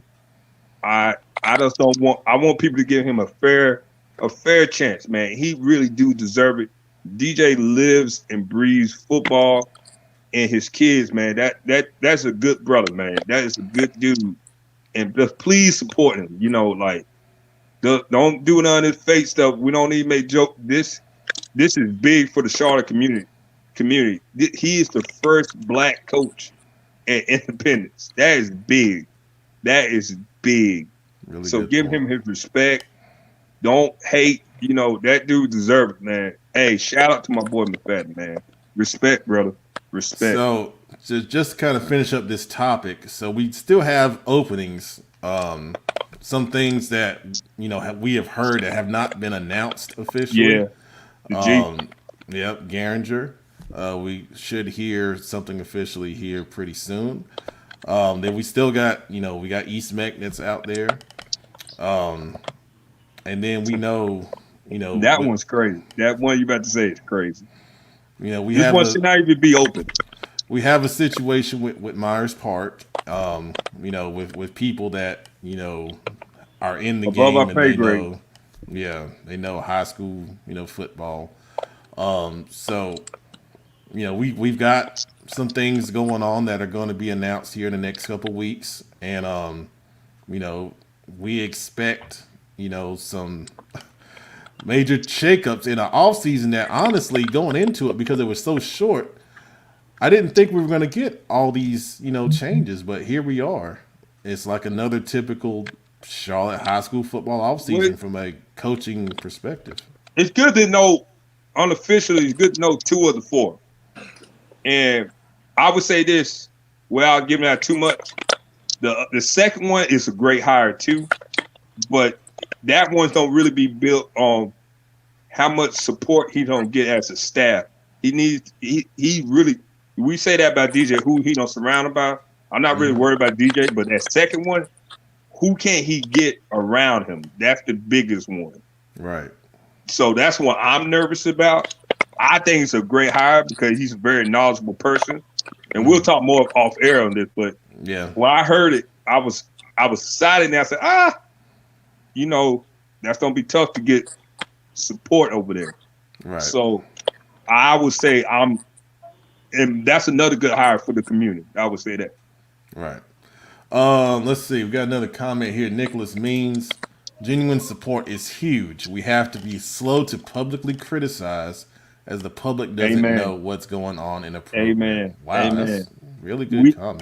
That needs to be on a shirt. That needs to be on a shirt. Jonathan, you got another supporter here. Craig Amos. Hey, man, you the star tonight. I'm telling you, man. I don't think Jacoby or Josh had this many comments at all. I mean, no, Josh was not going to have that much because Josh is an agitator, and I love Josh for that. And Josh is the man. Josh is crazy. I love Josh Johnson. He's one of my favorite people. He's terrible. Well, that's a good segue into our next I can't wait to see him Friday. Josh will come Friday. The Queen City Senior Bowl. All right. What can I say, man? You know, first off, I want to say this. This is not my game. I have, you know, I'm a partner in this with some great guys. Bobby Collins, who's the head coach at Marlboro County High School in South Carolina. Vernon Hunter, who is the athletic director at Indian Land High School, who was formerly the AD at West Meck. And then Damon White, who was with the Alliance Sportsmanship Foundation. A couple years ago, those guys, you know, wanted to start this game, and pretty much Bobby sent me a message and said, "Hey, man, you know about Charlotte football. You want to be a part of this?" And I said, "Absolutely," you know. So I do want to put that out there. It's not me picking 80 kids, even though, you know, public perception is, you know, because, you know, one of the driving forces behind promoting the team and, you know, all that stuff. It is a process. It's a process that was involved in selecting, you know, the team. It was a collaborative effort between myself, the executive committee, coaching staffs, you know, coming together. And it's really hard because, you know, the first year we were just in Charlotte, Mecklenburg County, pretty much. And everyone kind of in the surrounding area wanted to get into the game. So, you know, we put kind of a unscientific poll out there, and that poll said, yes, we want to be a part of it. So this year it expanded to several adjacent counties in Union, Cabarrus, Gaston, and Cleveland, with the addition of Mooresville and Lake Norman being part of an eligible selection process. So there were challenges in trying to get representation and great talent because we had over 200 plus kids apply, you know, to play in the game. And it's hard. It's very hard to narrow that down to a representation of the schools and the talent. And there were some very deserving kids that did not make this team. And I hate that. It bothered me, you know, for a while because you guys know how I feel about, you know, helping kids and giving them opportunities and things like that. But the kids that we have, I've been to both practices all week long. They are so excited, and I tell you, man, I think we're gonna have an awesome game Friday night. And I'm, you know, Coach Griner, who's the defense coordinator for the West team, you know, came out and don't said, say it. It's already out there. He did not. God, ladies and gentlemen, when Sam Griner say stuff at this game, it's not a reputation of West Charlotte and Joshua Harris. That's the Sam being Sam Griner. We already had a conversation as the elder councilman at West Charlotte. Elder councilman. We said, hey, you got to watch what you say, brother, because it's going to come heat for us next year. Lord Jesus. Go ahead. You go ahead and say, but I had to put that caution out, the disclaimer out. That was not, he did not run that by Joshua Harris or Brandon A. Billups. He just went out there and started being Samuel Griner. I love him. Man. But hey, Lord Jesus. So you know, he says it's gonna be 40-0. So oh Lord. I want y'all to come out Friday night and watch, two great coaching staffs, because we got some great coaches. So if you don't know, our East head coach is Drew Whitman from Charlotte Country Day. Really, really organized, sharp, really intelligent head coach. Jupiter Wilson from Hickory Ridge is going to be the offensive coordinator of that team. Big Drew, he ain't mad at me no more. And then the defense coordinator for the East is going to be Darius Robinson, a guy that I think someone on this panel is very close with. He better be at the game. Ken, you coming to the game? I'll be there. In spirit. Oh Lord, Cannon don't be there. What the heck, man? Man, he want to play in his grass. He want to make grass changes instead of come hang out with the boys. I'm tired of you, Kenneth. Kenneth, I'm coming to get you. Man. And you going to the game. Sweep by the house. I'll sweet. You know I will. Don't tell me that. Cut my grass with scissors if I can't get any gas. Oh, well, let's save that. Let's save that. We gotta talk about that later. Now hold on, man. Hold on, man. Where are you at? Where are you at? We talked about this, and come on, you got to be on the show, man. Hey, and tell him to start DMing me and you. And tell him to start DMing me and you all his drama. He's applying for that East Mech. He's applying for that East Mech job. He's preparing. Yes, to prep. That's all, man. He's doing interview prep. Oh, he ain't doing no interview prep. Oh man. All he had to do was call me. I get him into East Mech. Anyway. Shout out to my guy Fowler. All right, so on the west side of things, so of course we said earlier, Vance head coach Glenwood Farabee, state champion 2 times, is the West squad head coach, and he's also going to be calling the offense for the West. So we were talking at practice the other day. He said, "Man, Pep, you got me working, man. I ain't had to work with Vance." Hey, that sound like Ferb. That sound like we had a good laugh about that. That sound like Ferb. Ferb terrible. But like I just said, defense coordinator for the West gonna be Sam Griner. Lord Jesus. Come on, man. Hey, just so y'all know, everybody, I have an accountability picture in my phone. Since he said that 40-0, I told him they scored 1 time. I'm going to bring that picture over there to him because I'm going to be on the sideline Friday. I'm going to say, what you doing, bro? Sam, hey, I love Sam. Sam's my dog. But, hey, I'll be telling, I said, boy, what was you thinking? I didn't know the camera was on. Yes, you did, Sam. Don't you lie to me. Yes, you did. I know you. I work for you. Well, it's funny because today, Sam told the West guys, he said, man, Pep man want the East to win. And I said, I'm on the sideline talking to Daryl Vereen, shout out to him, coaching up at North Mech. And we were kind of talking about the old days when he was running all over Harding. And anyway, yeah, it was a. I love Thank Sam. you, Kenneth. Terrible. I appreciate that. 11 in the box, and that Joker was still running wild. Couldn't throw it. Well, yeah, I'm over there minding my business, and he trying to, get his guys going, and they all then the players turning on me like, man, why are you picking the East? I said, I ain't picked nobody. Like, I'm not even filming, man. Welcome to my life. Welcome to my life. It's all fun and games. It's an all-star game, man. And that's the biggest thing. If you want to see some kids having fun, you want to see some big plays with really talented kids, come out Friday night, man. Olympic High School, 7:30 p.m. Be there. It's right off 485. You don't need that much gas to get there, so you're going to be all right. Oh, my goodness. I got to walk there.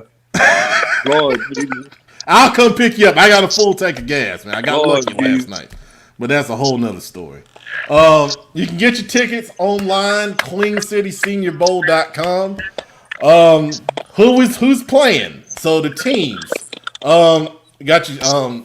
Jonathan talked about his quarterback, Austin Greer. He's gonna be quarterback in the West squad along with Zaire Kenny from West Mech. Quarterbacks on the East. Zaire, man, I like that kid. He's a really good kid, man. Really good, and he's smart. Going to NC State, man. intelligent. You gotta be smart to go to NC State. That's good Shout out stuff. to him. He played for my boy over there, my brother-in-law, the AD, Jesse Wilkins. Mm-hmm. And then on the east side, quarterback Russell Tabor, preferred walk on to North Carolina and Mac Brown. Hey, you got to be real to get one of those, man. And he's the real deal. So come watch him spin the ball along with Matthew Tuamala, state champion from Charlotte Christian. I'm gonna tell you something. Up on that name. Hey, man, that's my boy. Love Matthew. I would have tore it up. I know. And then running back wise on the east side, Davion Nelson from Butler, coming off a really impressive season. Yeah, Cherie, you got to be there.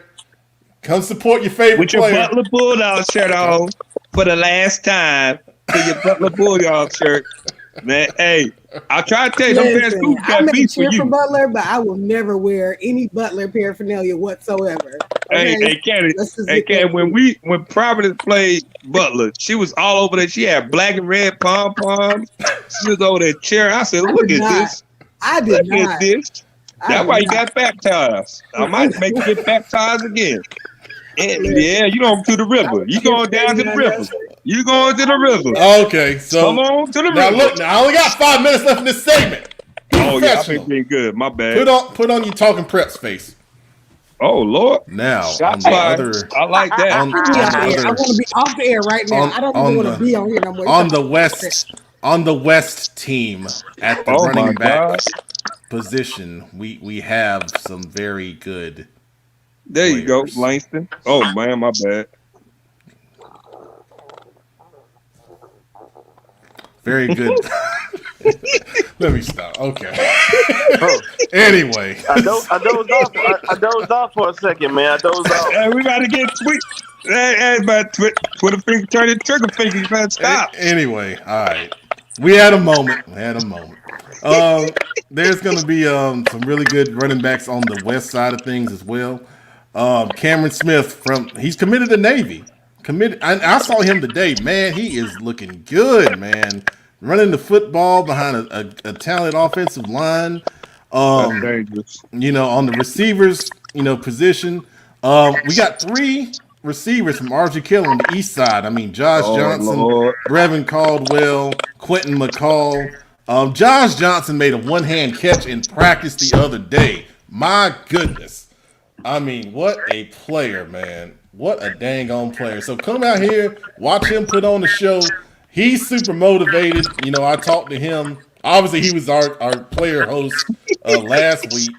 And then on the west side of things, Caleb Washington from Mallard Creek going to VMI, man. He looks really good out there. His teammate, A.J. Davis Ingram's out there. We talked about Songa, Jonathan's teammate from Vance. He's a part of that as well.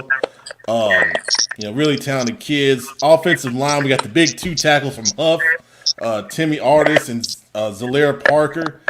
Big Peyton Davis at the center position. Nathan Lincoln from Stuart Kramer, may not be a school you're familiar with. 6'5", 300+ pounds, going to Western Carolina. Shout out to Stuart Kramer, man. Yeah, man. My boy, the DC out there. Respect. Yes, sir. And then on that offensive line for the east side, Jalen Brooks from Providence has had a tremendous week of practice. If you saw the highlights from the east side, I mean, he just straight up stonewalled the guy, pancaked him in the ground.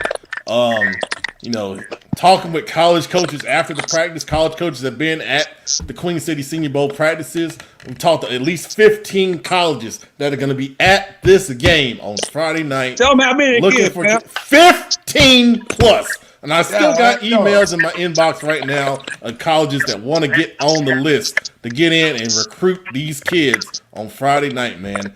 That's what it's about. Queen City Senior Bowl, giving opportunities to kids, putting them in a showcase situation. Defensive linemen, oh, good gracious. I was at the West today. The defensive line looked just awesome. I mean, talk about my boy.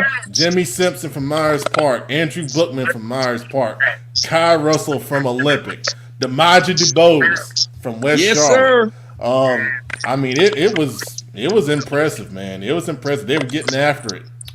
for sure. And then on the east side of things, D-line, I talked about Mr. Alexander from Charlotte Catholic. Makai Pryor has had a really strong week of practice from RG Kill. I like his game. Who's my other guy that looked really good? Oh, Lord. Oh, good gracious. Go to your notes. I might have to go to my notes here in a minute. Sam Hedrick from Country Day has looked good on that defensive line. Malik Thompson from Hickory Ridge really impressed me because, you think of him as just a big run stuffer, but he has some nice pass rush moves that, he showed in one-on-ones that look really good. There's Tap In. What's up, man? We'll get to you in just a second. Harley working. Linebacker position. We got on the west side, Cujo Apaya from the homeschool Olympic. Looked really good. Fred Bates is kind of playing a hybrid position. Looked really good. Jay Poole from Ashbrook has looked good. And then on the east side of things, at the linebacker spot, Rennell Garrett from Independence has looked, really good. Sekou Rowland from Cox Mill has stood out, to me in practice. And then your boy, Kenneth from Central Cabarrus, Elijah Horton. He's looked good as well, man. What about Darren Rice? He's looked good too. I mean, I'm gonna tell you something about him. He looked good in the Sunday walkthrough, man. I mean, he was flying around in there. He rocking the mullet. You see him rocking the mullet? Yeah. I talked to those guys. They were all together after practice. The Providence guys, and they were like, "Man, we ready. We ready to play." Yeah, they got the mullet. Business up front, party in the back. Yes, sir. And then the DB spots, for the West squad, Caver from Myers Park has really good. Zay Staten from Garinger has really put on a show. He was in the Zay Flicks highlight, breaking up a pass, looking really good. On the east side of things, Brian Stewart from J.M. Robinson, Kevin Clerg from Central Cabarrus, Javon McIver from Rocky River. And I'll just put it out there. A lot of coaches have been talking to me about Javon. He has looked good this week. And then, of course, the special teams. Todd Pledger from Mountain Island, 6'8", has been the talk of college coaches coming in, saying, man, he is huge. Man, he preferred walk-on North Carolina as a kicker. I mean, great job, for him. And then Bennett Williams from Hickory Ridge on the other side kicking. And then our long snappers, Aaron Brannick from Sun Valley. And then Slade Roy, who's going to East Carolina to long snap on the other side. That's a name right there. Yeah. Slade. That's a name. That's a football name. And that's not even all of the guys, that are talented and being a part of this game. There's some guys that came out there that I, didn't know intimately that have really impressed me. Alfonso Goodson from Burns. He is a heck of a player, man. Heck of a player. He's a true athlete. They're going to move him around and put him in some different spots. But he's really stood out, as well. So, man, 7:30 Olympic High School. I'm telling you, if you didn't come to the first one, this game, this year, this talent, there's surprises. There's a DJ during the game. I'm telling you, man, it's gonna be something. It's gonna be something. The guys. I think the word you was looking for is gonna be lit. Thank you. Appreciate it. So, tickets at QueenCitySeniorBowl.com. If you see me, say hello. Brandon is gonna be there on the sideline. Cherie, you coming? No, I'll be at work. There you go. Give it a look, Pat. Give it a look. Man. I gotta work. I mean, I can come. Okay, don't worry about it. I'll be there. Yep, I'll be there. She ain't coming. Work it out now. Kenneth ain't coming. Cherie ain't coming. We'll hold it down. I'll be there. I'm trying to make it a CFI party, man. I'll be there. They don't want to party with us. I'll be there. They don't want to party with us. I'll be there. Don't worry. It can't speed train. Make sure y'all man, you can't even come on the show. What you talking about? That man ain't Target. He ain't Target shopping. And he talking about he coming to the third game. He ain't Target. Man, go get your essentials. Go get your essentials and quit worrying about it. I honestly wasn't even aware that the game was this close. But I'll figure some stuff out. Now. You missed the meeting. I know. I always miss the meeting. I usually have to go right after the show. But, I have other priorities in life. I got kids. I understand. Your kids probably be asleep. My kids don't be asleep. Jonathan, you coming? Yeah, I'll be there most definitely. That's what I'm talking about. See, he's not even a regular on the show, and he's coming. Job, you take the re-job. You can come on the field with us. Kenneth, you coming? You said you were coming by to swing by, right? Yeah, I'm gonna come to Moped. Yeah, swing by.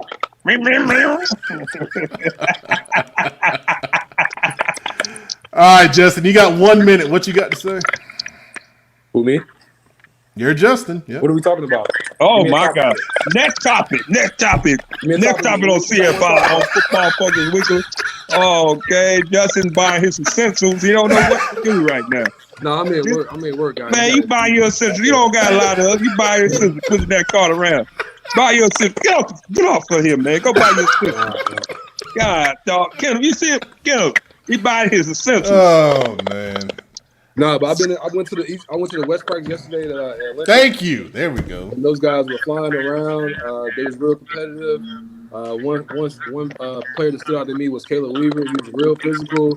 You can tell he has a lot to prove. He doesn't have a ton of offers, and he's looking to make an impact on the field Friday night. So that's definitely a DB to look at. Another receiver to look at is Sonia Yates. Of course, he's a playmaker. That's your teammate. So you already know how he is. He coming competing every rep. He was bringing it. Also, AJ Ingram from Mountain Creek, who has put on 10 pounds since the season has stopped. Like I said, he's bulking up for next season for that slot receiver at Winston-Salem. He's looking pretty good as well, man. Like I said, the West has some dogs, man. They're looking to compete, and I'm pretty sure the East is looking to compete as well. So it's gonna be a hell of a game on Friday. Make sure you're there at 7:30 Olympic. Be there. That's dope. Another English to Winston-Salem State, man. Like his bro, like on Randall. Yep. Jonathan, you still getting comments, man. Another comment for Jonathan. This is a record. They didn't comment this much about us, man. Craig Amos, Jonathan Cannon will be a legend. Oh man, legend. I believe it. Yeah, you supposed to believe it. There you go. I believe it. And then you got Olin C. Henry Cannon with the strong arm emoji. Put your arm down, Pep. You haven't get no curls in 10 years. You gonna get slime here in a minute. You keep on. I don't care. Yeah, it'll be all right.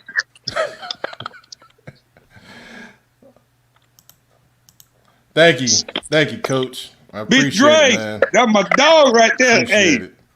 that's my dog right there. Big Drake, Absolutely. Big Cannon. That's our passion here at CFI, highlighting the kids, doing it the right way, man. Hey, thanks for looking out for me, MP Cannon. He had my back too, because Kenneth didn't want to come help me out. I was about to get jumped.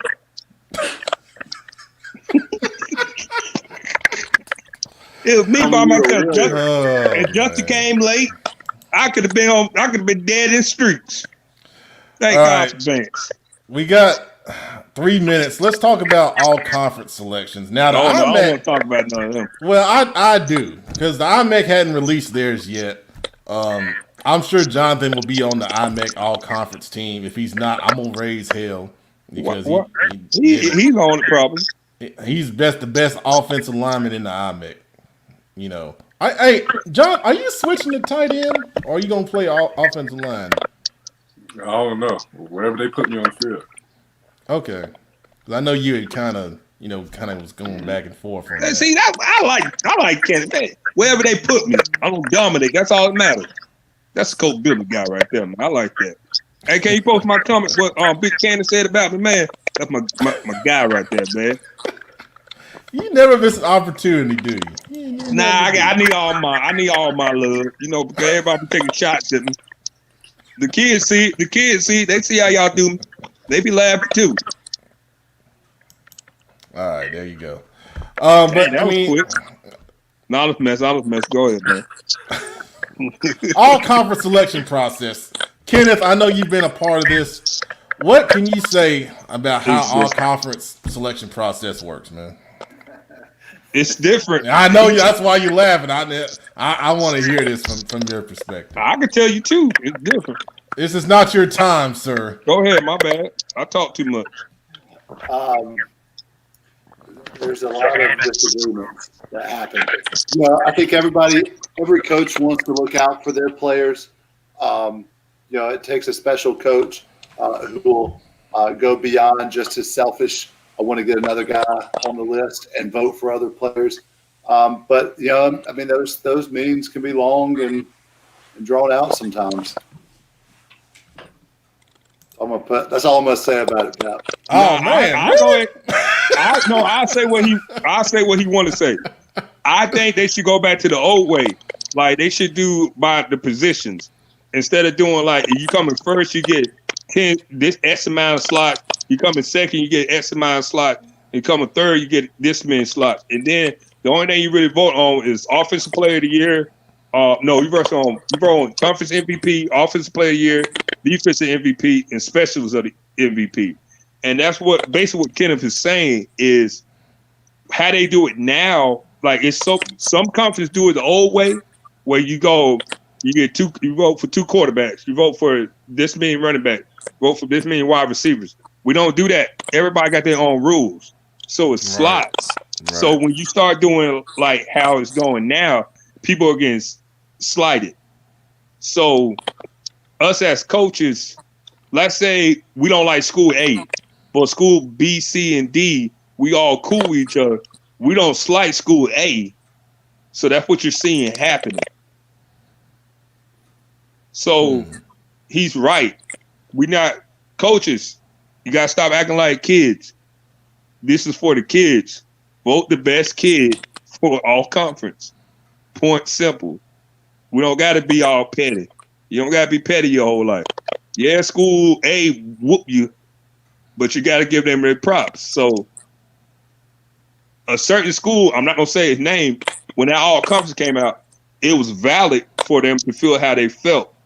Because we all said how you had the conference player of the year, but you had zero O linemen.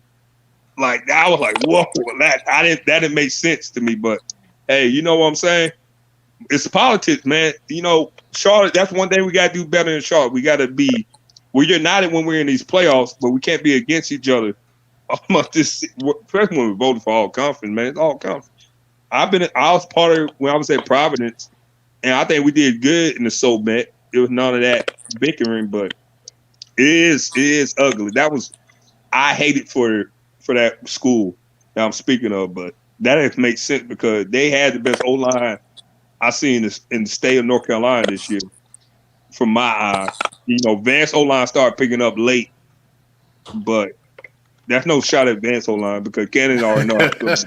No, they don't. I think Jonathan might have something to say to you, Bill. Nah, no. If you want me to be honest with you, to that point, of course, okay. To that point, from the playoffs started, Vance O-line was not clicking, but when the playoffs started, it started clicking, and they became one of the most dominant O-lines. So I would say between them and that school I'm talking about. So you want to be honest? For all conference, the time that I was in there in 2014, it really wasn't much of a political process. I mean, to your point, Billups, you kind of, everyone, all the coaches had a chance to go around, sell their kids, and then you pretty much wrote down the names and you submitted it to the conference chair. Conference chair would kind of tally up the votes, and then by position they would name who was named as all conference at each position.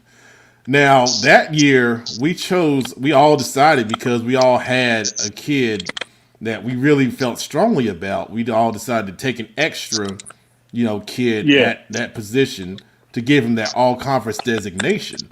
Now, I think that is where we are losing some latitude here because, to your point, Billups, each conference kind of does it a little different. Yeah. So if you are missing the boat on, one kid per team, you can kind of, adjust that thing to get that kid in there. There's there's no real official structure for what an all-conference team has to be.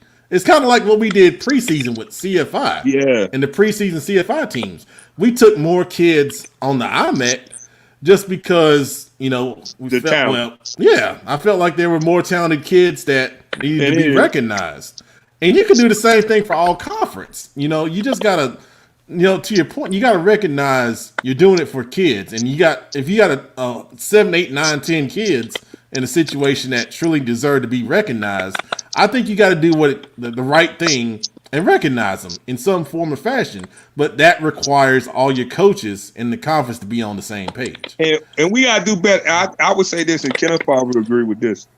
We got to do better with stats, because some of the numbers that some coaches come up with, you be like, what? I know good darn well he get this. And you'll be like, he had 2,000 yards. You be like, where did he get all these 2,000 yards? Like, I would say that, like, come on, I have realistic numbers, guys. Like, some of them numbers, you be like this. He didn't do that. The worst are the defensive stats. No, you do not have 3 players on your team with 150 plus tackles each. Yes. It's impossible to have 450 tackles between 3 dudes. 11, 12, where did he get all these tackles? Pregame? Y'all count pregame tackles? Y'all count pregame picks? Practice film, man. Practice. Them was in the picture. No, I just think, we got to be more honorable. And we're treating these kids, because the college coaches be like, you said he was a 3,000-yard rusher. I don't see 3,000 yards on film. And we have seen that. Y'all have seen stats, folks in the observer. Y'all be like, what? No way. So, Jonathan, let me ask you something, man. These kind of designations, all conference, all, I won't say all state, because that's kind of special, but do you make, one of these all-star teams, does that really matter to you guys? Because I know some players may feel like, well, y'all sleeping on me, this kind of thing. Why are y'all hating on this? Why does this team have so many guys and this team doesn't? I mean, does that really matter to you guys from a player perspective? I mean, certain players it might, because, some coaches might look at all conference selections and things of that nature. So for those guys that, that's not getting recruited as heavy as others, I feel like, and they're still good, I feel like they should get the all-conference selection, so just to help their recruiting, status and help them get boosted up and hopefully get an offer some type of way. But guys, you already getting a scholarship, so without being all-conference that nature, you shouldn't be that pressed about it or worry about it too much, just keep doing what you're doing. Yeah. Well said. But about that all-state, that's politics too. It's politics, like even with the Shrine Bowl stuff. If you don't go to the Shrine Bowl combine, you're not gonna get You're not gonna get recommended for it. If you're not a top dog, you're not gonna be looking for all state. Like you be like, just make it the best players at their position deserve to get that accolade. And that's all I'm saying. If not me trying. Yeah, I am calling out the process, because we made high school football more about politics than about the actual player. Like, it's about politics. Like, if Vance has the best players, they should get all the players on it. That's not saying that I'm a terrible coach. But you done heard me as a coach at West Charlotte say Vance coaching staff is better than it's probably the best coaching staff in the state. And they are. There's no slight at me as the coaching staff. I think a lot of people don't want to be a man or be an adult and they have issues with themselves. Like, I have zero problem saying somebody's a better coach than me. That's not saying they're a better person than me. They had a better year coaching than I did. I'm pretty sure Kenneth feel the same way. That's not a slight against him. And I think that's low self-esteem. So if you're slighting kids and y'all putting all these stat numbers up to make you look good as a coach, that's not gonna make you a better coach. That's not gonna make you I hate to say it's gonna make you a liar, because that's not right. And you're setting these kids up for failure. Like, just be real. Like, don't cheat the kids. That's all I said. Don't cheat the kids, don't cheat the process. Right. I could watch if Hollywood don't win. If Hollywood or Curtis Neal don't win IMAC Player of the Year, that's a problem. And that's just me being honest. If Pierce is not in the conversation for Defensive Player of the Year and IMAC, that's a problem. These are facts. If Candace not on there for one of the best O linemen, that's a problem. That's is the best. The best. Yeah. No, that's me. That's you get what I'm saying? No, I coach against him. I said, God damn, Candace don't took my darn deep tackle all the way up the darn field. I said, Jesus Christ. But you got to acknowledge it. It's not me cheating West Charlotte. It's me cheating the kids, and that's cheating the process. When you coach like you want somebody to coach your children. Everybody know I love my two little baby princesses, and I want somebody to coach them and be honest with them. I'll be honest. So we got to be honest with these kids. That's the best team. Do West Charlotte deserve? I think Chance deserved to be on there. I think MJ deserved to be on there because they played to a top tier level. Right. They did. So that's who I would say for us. But everybody else, I'll be fair. It's fair. Like North Met running back.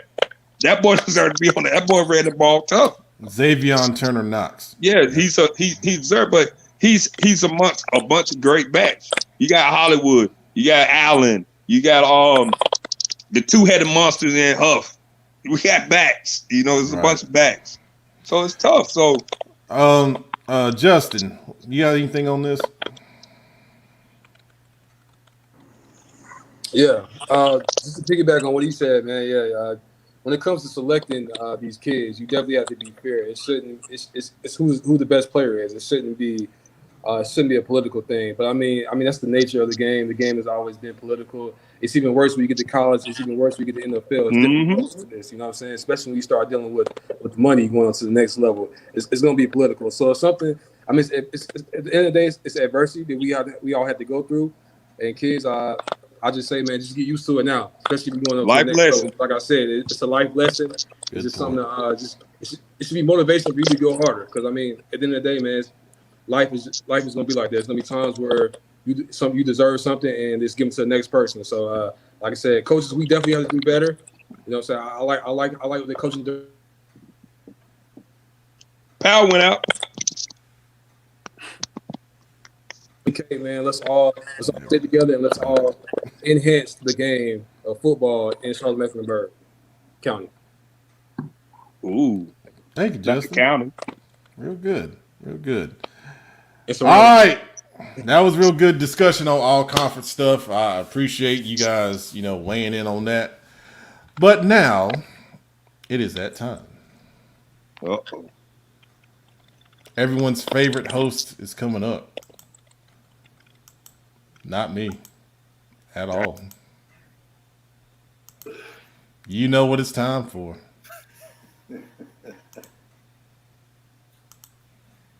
Take it away. It's time to slime. We're in the limelight. It's time to slime. While we got him on stage, we're going to go ahead and take advantage of him because he kind of gets in and out of here pretty quickly. But my man, Tap In. Who you sliming on this week? He's already gone. God, dog. Then we're going to go to Coach Billups, the illustrious one. Who we sliming on this week? First of all, I'm going to slime Justin because I told him to sit there and focus on getting his essentials and quit worrying about coming on the show. I'm also going to slime Cowboy Joe for not coming and showing his sharp collar because, that's been a highlight of my week. But the real slime, man, I'm sliming out you jabos out here going to take all the freaking gas. I didn't know. God, dog. Got me right around here on fumes. Me and my daughter were going to daycare the other day. I said, hey, Daddy got to stop and get some gas. It was 35 cars. Lord Jesus. I said, baby, we just don't pray.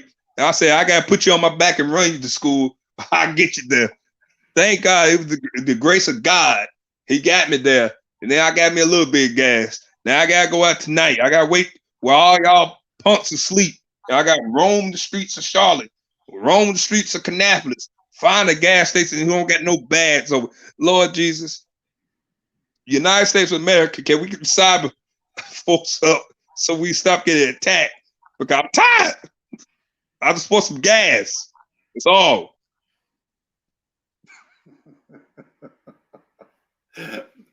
This is why we have got to study history. This is why we have got to pay attention to what's happened in the past. 1929, thousands and hundreds of thousands of Americans went rushing to the bank to pull out all their money. Why? Because they were a bunch of stinking knuckleheads. Last year, everybody goes rushing to Food Line and Walmart to buy some toilet paper. Why? I don't know why they were getting toilet paper last year, but they did. And now they're getting gas, and you've seen these fools filling up consumer, safety, whatever it's called, put out a tweet today that said, please do not fill plastic bags with gasoline. You bunch of knuckleheads. And to Coach Phillips, if you go to Kannapolis, make sure you shower up after you leave, man. That place is a little bit dirty, man. You might get a little itchy and twitchy from all the scabies and the dirty stuff up there. Brandon, producer Brandon, who we sliming this week? All right, so I gotta dump a big bucket of slime on Urban Meyer because it has to. I mean, I know there's a GM involved, but obviously his relationship is getting Tebow a spot, in camp, and remains to be seen whether he makes the final roster or not. But it's really just showing, like, even in the NFL, it's more so about who you know than your ability, because we all know Tebow, if I'm not mistaken, hasn't played since 2012. And, he'll be 34 before the season starts, which would essentially, although he's played football before, never played tight end, so essentially be a 34-year-old rookie. So obviously there had to be a long list of people out there that, some tight ends out there, free agent tight ends, college tight ends, that are probably more deserving in that spot. But at the end of the day, I guess they're just trying to sell tickets. But no, I'm sorry. You got to get slimed on this one. There you go. Cherie, who you sliming tonight, Queen? And Jonathan Cannon, you're on deck, man. Be thinking about who you're going to slime tonight. So I don't really have any major gripes this week outside of the whole Urban Meyer thing, but that's whatever. Brandon got that one. My slime is essentially for anyone who would have any problem with this 16-year-old kid who decided to go to FAMU as opposed to going to, I think it was Harvard. He actually gave up chance to go to Harvard so that he could represent his family and go to FAMU. So, just an essential slime for anyone who would want to have a problem with that, because I think it's, number one, admirable. Number two, Black schools, we need more representation of these really smart kids coming out of these schools. And, this is a 16-year-old. He's a prodigy in his own right. So, for him to want to represent that school, I think it's cool. And so if you want to have a problem with him, you got a problem with me. So preemptively, I'm sliming you. Queen, I've got no problem with you. I don't want any problem with you. Queen, you say it, I'm believing it, and I'm agreeing with it. All right, we got the two-time state champion, the last Vance, us versus us, Mr. Cannon. Who are you sliming this week, man? This week, I'm gonna have to get the refs from Saturday's game, man. I'm gonna have to get the refs. They did us dirty. They can't get away from this one. They didn't want to see us win in that game at all. There it is. Short and sweet. I like it. Pep, who are you sliming on this week? I want to slime this email I just got from my job, but I ain't going to go there. But anyway, man, I'm sliming Teddy Bridgewater. So it came out today, and apparently he was on a podcast, and he prefaced this by saying, I could be, I'm going to be professional, and I'm not going to throw these guys under the bus. But then he proceeded to go ahead and throw offensive coordinator Joe Brady and head coach Matt Rule under the bus. if you guys had not heard what happened, he said that basically his struggles in Carolina came down to the fact that they did not practice enough goal line and red zone offense during the week. And he's made a suggestion that to kind of shape the fortunes of Carolina in the future, that they need to look at how they practice goal line, red zone, and 2-minute offense. That was the other one. Teddy Bridgewater, I'm sorry. I didn't like when we signed you anyway. I thought you were a mediocre quarterback, a West Coast type player in a non-West Coast world.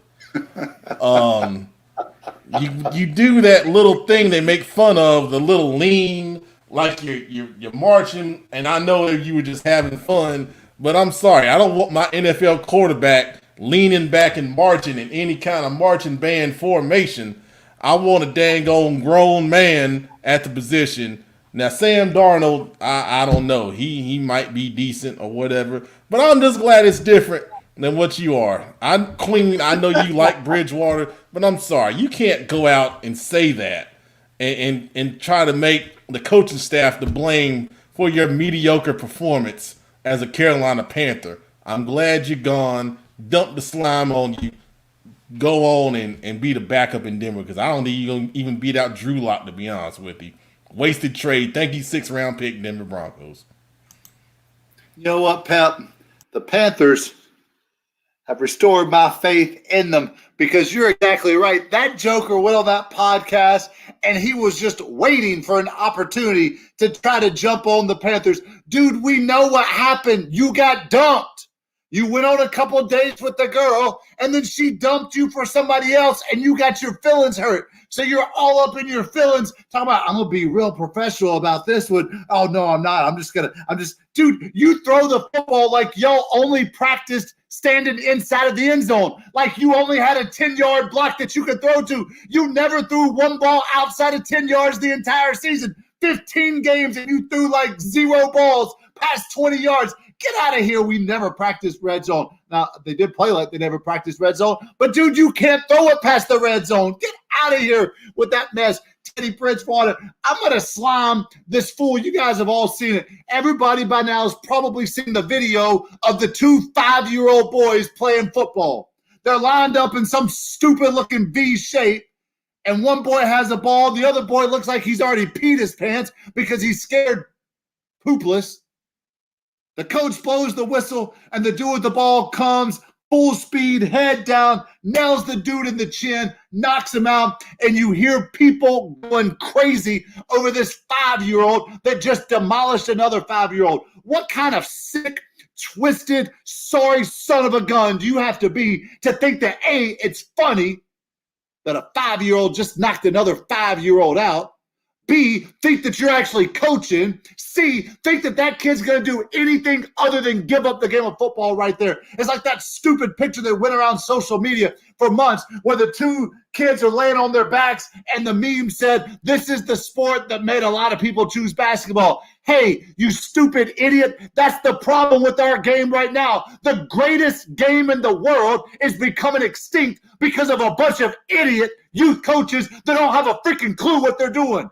They're trying to live vicariously a life that they never had. They were an awful player in high school. They were an awful player in middle school. They couldn't cut it, so they become youth league coaches, and they talk a big game, and they scream a big game, and they talk about, oh, I'm going to toughen you up. I'm going to make a man out of you. Dude, you are soft, and you are a punk, and you don't deserve to be a coach. You don't deserve to be around kids. And if that was my kid, let me tell you something. Me and you would be having talks immediately, right there on the field, on top of the Titan logo, because those clowns are idiots. There's a reason why a 2020 report just came out that youth football is down by 30% since 2008.